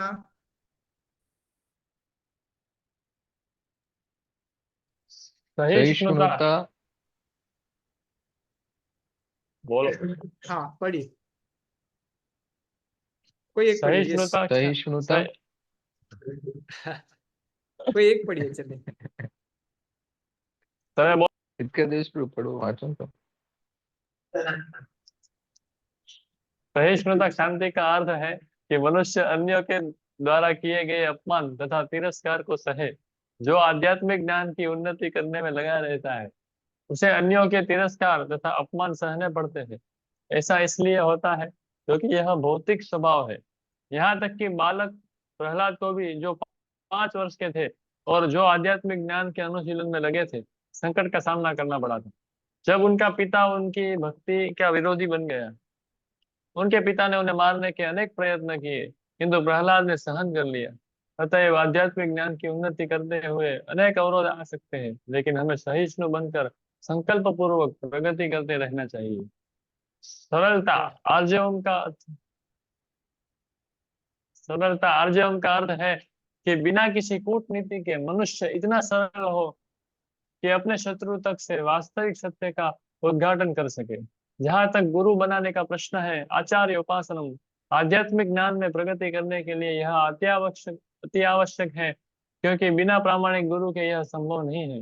मनुष्य को चाहिए कि विनम्रता पूर्वक गुरु के पास जाए और उसे अपनी समस्त सेवाएं अर्पित करे, जिससे वह शिष्य को अपना आशीर्वाद दे सके। क्योंकि प्रामाणिक गुरु कृष्ण का प्रतिनिधि होता है, अतएव यदि वह शिष्य को आशीर्वाद देता है तो शिष्य तुरंत ही प्रगति करने लगता है, भले ही वह विधि विधानों का पालन न करता रहा हो। अथवा जो बिना किसी स्वार्थ के अपने गुरु की सेवा करता है, उसके लिए सारे यम नियम सरल बन जाते हैं। आध्यात्मिक जीवन में प्रगति करने के लिए पवित्रता यानी शौचम अनिवार्य है। पवित्रता 2 प्रकार की होती है, आंतरिक तथा बाह्य। बाह्य पवित्रता का अर्थ है स्नान करना, लेकिन आंतरिक पवित्रता के लिए निरंतर कृष्ण का चिंतन तथा हरे कृष्ण मंत्र का कीर्तन करना होता है। इस विधि से मन में से पूर्व कर्मों की संचित धूलि हट जाती है। दृढ़ता स्थैर्य का अर्थ है कि आध्यात्मिक जीवन में उन्नति करने के लिए मनुष्य दृढ़ संकल्प हो। ऐसे संकल्प के बिना मनुष्य ठोस प्रगति नहीं कर सकता। आत्म संयम आत्म विनिग्रह का अर्थ है कि आध्यात्मिक उन्नति के पथ पर जो भी बाधक हो, उसे स्वीकार न करना। मनुष्य को इसका अभ्यस्त बनकर ऐसी किसी भी वस्तु को त्याग देना चाहिए जो आध्यात्मिक उन्नति के पथ के प्रतिकूल हो। यह असली वैराग्य है। इंद्रिया इतनी प्रबल है कि सदैव इंद्रिय तृप्ति के लिए उत्सुक रहती है। अनावश्यक मांगों की पूर्ति नहीं करनी चाहिए। इंद्रियों की उतनी ही तृप्ति की जानी चाहिए जिससे आध्यात्मिक जीवन में आगे बढ़ने में अपने कर्तव्य की पूर्ति होती हो। सबसे महत्वपूर्ण किंतु वश में न आने वाली इंद्रिय जीभ है। यदि जीभ पर संयम कर लिया गया तो समझो अन्य सारी इंद्रियां वशीभूत हो गई। जीभ का कार्य है स्वाद ग्रहण करना तथा उच्चारण करना। अतएव नियमित रूप से जीभ को कृष्ण अर्पित भोग के उच्छिष्ट का स्वाद लेने में तथा हरे कृष्ण का कीर्तन करने में प्रयुक्त करना चाहिए। जहां तक नेत्रों का संबंध है, उन्हें कृष्ण के सुंदर रूप के अतिरिक्त अन्य कुछ नहीं देना चाहिए। इससे नेत्र वश में होंगे। इसी प्रकार कानों को कृष्ण के विषय में श्रवण करने में लगाना चाहिए। और नाक को कृष्ण अर्पित फूलों को सूंघने में लगाना चाहिए। यह भक्ति की विधि है। और यहाँ यह समझना होगा कि भगवत गीता केवल भक्ति के विज्ञान का प्रतिपादन करती है। भक्ति ही प्रमुख एवं एकमात्र लक्ष्य है। भगवत गीता के बुद्धिहीन भाष्यकार पाठक के ध्यान को अन्य विषयों की ओर मोड़ना चाहते हैं, लेकिन भगवत गीता में भक्ति के अतिरिक्त अन्य कोई भी विषय नहीं है। मिथ्या अहंकार का अर्थ है इस शरीर को आत्मा मानना। जब कोई यह जान जाता है कि वह शरीर नहीं अपितु आत्मा है, तो वह वास्तविक अहंकार को प्राप्त होता है। अहंकार तो रहता ही है, मिथ्या अहंकार की भर्त्सना की जाती है, वास्तविक अहंकार की नहीं। वैदिक साहित्य में बृहदारण्यक उपनिषद में कहा गया है, अहम ब्रह्मास्मि, मैं ब्रह्म हूँ, मैं आत्मा हूँ, मैं हूँ ही आत्म भाव है। और यह आत्म साक्षात्कार की मुक्त अवस्था में भी पाया जाता है। मैं हूँ का भाव ही अहंकार है। लेकिन जब मैं हूँ भाव को मिथ्या शरीर के लिए प्रयुक्त किया जाता है, तो वह मिथ्या अहंकार होता है। जब इस आत्म भाव स्वरूप को वास्तविकता के लिए प्रयुक्त किया जाता है, तो वह वास्तविक अहंकार होता है। ऐसे कुछ दार्शनिक हैं जो यह कहते हैं कि हमें अपना अहंकार त्यागना चाहिए, लेकिन हम अपने अहंकार को त्यागे कैसे? क्योंकि अहंकार का अर्थ है स्वरूप। लेकिन हमें मिथ्या देहात्म बुद्धि का त्याग करना ही होगा। जन्म मृत्यु जरा तथा व्याधि को स्वीकार करने के कष्ट को समझना चाहिए। वैदिक ग्रंथों में जन्म के अनेक वृत्तांत हैं। श्रीमद् भागवत में जन्म से पूर्व की स्थिति, माता के गर्भ में बालक के निवास, उसके कष्ट आदि का सजीव वर्णन हुआ है। यह भली बात ही समझ लेना चाहिए कि जन्म बहुत कष्टपूर्ण है, क्योंकि हम यह भूल जाते हैं कि माता के गर्भ में हमें कितना कष्ट मिला है। अतएव हम जन्म तथा मृत्यु की पुनरावृत्ति का कोई हल नहीं निकाल पाते। इसी प्रकार मृत्यु के समय भी सभी प्रकार के कष्ट मिलते हैं, जिनका उल्लेख प्रामाणिक शास्त्रों में हुआ है। इनकी विवेचना की जानी चाहिए। जहाँ तक रोग तथा वृद्धावस्था का प्रश्न है, सबों को इनका व्यावहारिक अनुभव है। कोई भी रोगग्रस्त नहीं होना चाहता, कोई भी बूढ़ा नहीं होना चाहता, लेकिन इनसे बचा नहीं जा सकता। जब तक हम जन्म मृत्यु जरा तथा व्याधि के दुखों को देखते हुए इस भौतिक जीवन के प्रति निराशावादी दृष्टिकोण नहीं बना पाते, तब तक आध्यात्मिक जीवन में प्रगति करने के लिए कोई प्रोत्साहन नहीं रह जाता। जहां तक संतान, पत्नी तथा घर से विरक्ति की बात है, इसका अर्थ यह नहीं कि इनके लिए कोई भावना ही न हो। ये सब स्नेह की प्राकृतिक वस्तुएं हैं। लेकिन जब ये आध्यात्मिक उन्नति में अनुकूल न हो, तो इनके प्रति आसक्त नहीं होना चाहिए। घर को सुखमय बनाने की सर्वोत्तम विधि कृष्ण भावनामृत है।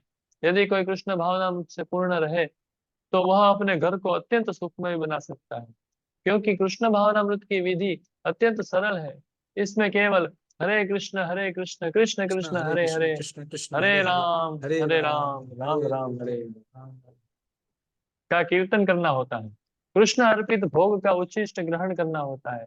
भगवत गीता तथा श्रीमद् भागवत जैसे ग्रंथों पर विचार विमर्श करना होता है, और अर्चा विग्रह की पूजा करनी होती है। इन चारों बातों से मनुष्य सुखी होगा। मनुष्य को चाहिए कि अपने परिवार के सदस्यों को ऐसी शिक्षा दे। परिवार के सदस्य प्रतिदिन प्रातः तथा सायकाल बैठकर साथ साथ हरे कृष्ण मंत्र का कीर्तन करें। यदि कोई इन चारों सिद्धांतों का पालन करते हुए अपने पारिवारिक जीवन को कृष्ण भावनामृत विकसित करने में ढाल सके, तो पारिवारिक जीवन को त्याग कर विरक्त जीवन बिताने की आवश्यकता नहीं होगी। लेकिन यदि यह आध्यात्मिक प्रगति के लिए अनुकूल न रहे, तो पारिवारिक जीवन का परित्याग कर देना चाहिए। मनुष्य को चाहिए कि कृष्ण के साक्षात्कार करने या उनकी सेवा करने के लिए सर्वस्व न्यौछावर कर दे, जिस प्रकार से अर्जुन ने किया था। अर्जुन अपने परिजनों को मारना नहीं चाह रहा था, किंतु जब वह समझ गया कि ये परिजन कृष्ण साक्षात्कार में बाधक हो रहे हैं, तो उसने कृष्ण के आदेश को स्वीकार किया। वह उनसे लड़ा और उसने उनको मार डाला। इन सब विषयों में मनुष्य को पारिवारिक जीवन के सुख दुख से विरक्त रहना चाहिए, क्योंकि इस संसार में कोई कभी भी न तो पूर्ण सुखी रह सकता है, न दुखी। सुख दुख भौतिक जीवन को दूषित करने वाले हैं। मनुष्य को चाहिए कि इन्हें सहना सीखे, जैसा कि श्री भगवत गीता में उपदेश दिया गया। हाँ, आगे और कोई पढ़ेंगे? हरे कृष्णा हितकर देवेश प्रभु, आप यस पढ़ेंगे प्रभु जी। आगे कोई भी? हाँ, पढ़िए। मैं ही पढ़ रहा था वो। ओ सॉरी सॉरी, फिर धर्म से तो प्रभु पढ़ सकते हैं।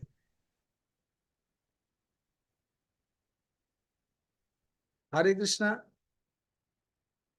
ओके, कोई और पढ़ सकते हैं, नेक्स्ट कोई भी पढ़िए। कोई कभी भी सुख दुख के आने जाने पर प्रतिबंध नहीं लगा सकता।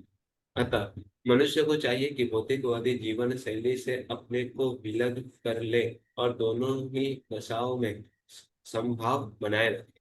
सामान्यतः जब हमें इच्छित वस्तु मिल जाती है तो हम अत्यंत प्रसन्न होते हैं, और जब अनिच्छित घटना घटती है तो हम दुखी होते हैं।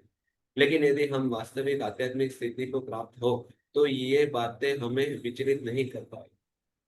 इस स्थिति तक पहुंचने के लिए हमें अटूट भक्ति का अभ्यास करना होता है। विपत हुए बिना कृष्ण भक्ति का अर्थ होता है भक्ति की 9 विधियों, कीर्तन, श्रवण, पूजन आदि में प्रवृत्त होना, जैसा 9वें अध्याय के अंतिम श्लोक में वर्णन हुआ। इस विधि का अनुसरण करना चाहिए। यह स्वाभाविक है कि आध्यात्मिक जीवन शैली का अभ्यस्त हो जाने पर मनुष्य भौतिकवादी लोगों से मिलना नहीं चाहेगा।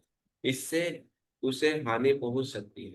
मनुष्य को चाहिए कि वह यह परीक्षा करके देख ले कि वह अवांछित संगति के बिना एकांतवास करने में कहाँ तक सक्षम है।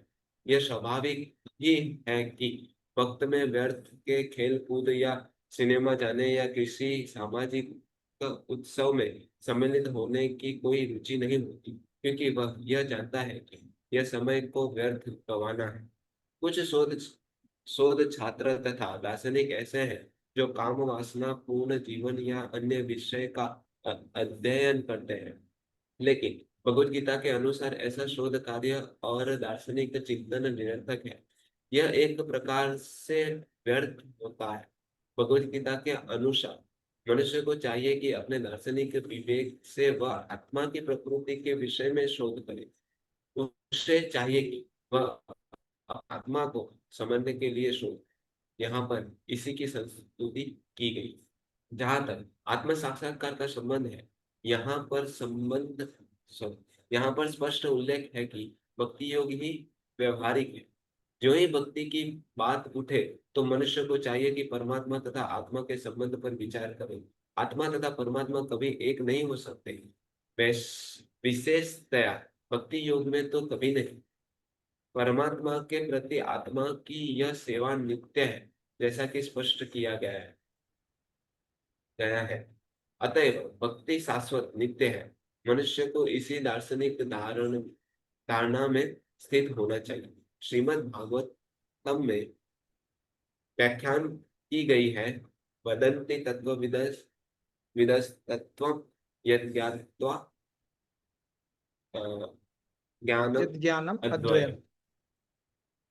जो परम सत्य के वास्तविक ज्ञाता है वे जानते हैं कि आत्मा का साक्षात्कार 3 रूपों में किया जाता है, ब्रह्म परमात्मा तथा भगवान। परम सत्य के साक्षात्कार में भगवान पराकाश होते हैं। अतः मनुष्य को चाहिए कि भगवान को समझने के पद तक पहुंचे और भगवान की भक्ति में लग जाए। यही ज्ञान की पूर्णता है। विनम्रता से लेकर भगवत साक्षात्कार तक की विधि भूमि से चलकर ऊपरी मंजिल तक पहुंचने के लिए सीढ़ी के समान है। इस सीढ़ी में कुछ ऐसे लोग हैं जो अभी पहली सीढ़ी पर है, कुछ दूसरे पर तो कुछ तीसरे पर। किंतु जब तक मनुष्य ऊपरी मंजिल पर नहीं पहुंच जाता जो कि कृष्ण का ज्ञान है, तब तक वह ज्ञान की निम्नतर अवस्था में ही रहता है। यदि कोई ईश्वर की बराबरी करते हुए आध्यात्मिक ज्ञान में प्रगति करना चाहता है तो उसका प्रयास विफल होगा। यह स्पष्ट कहा गया है कि विनम्रता के बिना ज्ञान संभव नहीं है। अपने को ईश्वर समझना सर्वाधिक गर्व। यद्यपि जीव सदैव प्रकृति के कठोर नियमों द्वारा ठुकराया जाता है, फिर भी वह अज्ञान के कारण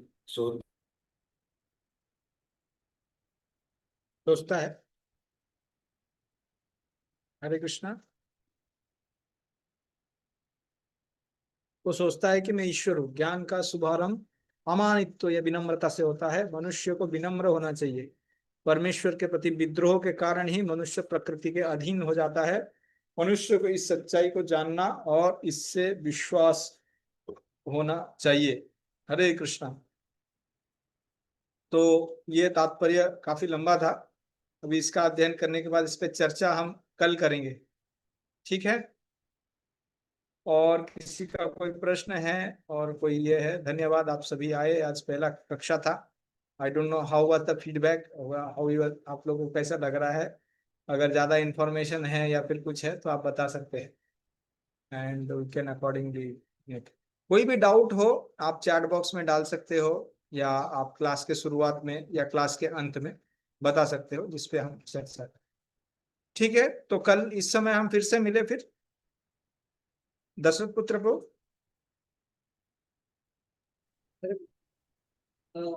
गुरु जी, कुछ भक्तों का मुझे ऐसा कैसा कहना था कि 20 से 5 में हो सकता है, 3 से 5 ऐसा हो सकता है।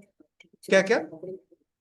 3 कब से से कब? 5, 3 हाँ से 5। ठीक है ना, हाँ बढ़िया है, बढ़िया, 3 से 5 बढ़िया, 3 से ओके 5 ओके, करेंगे ना।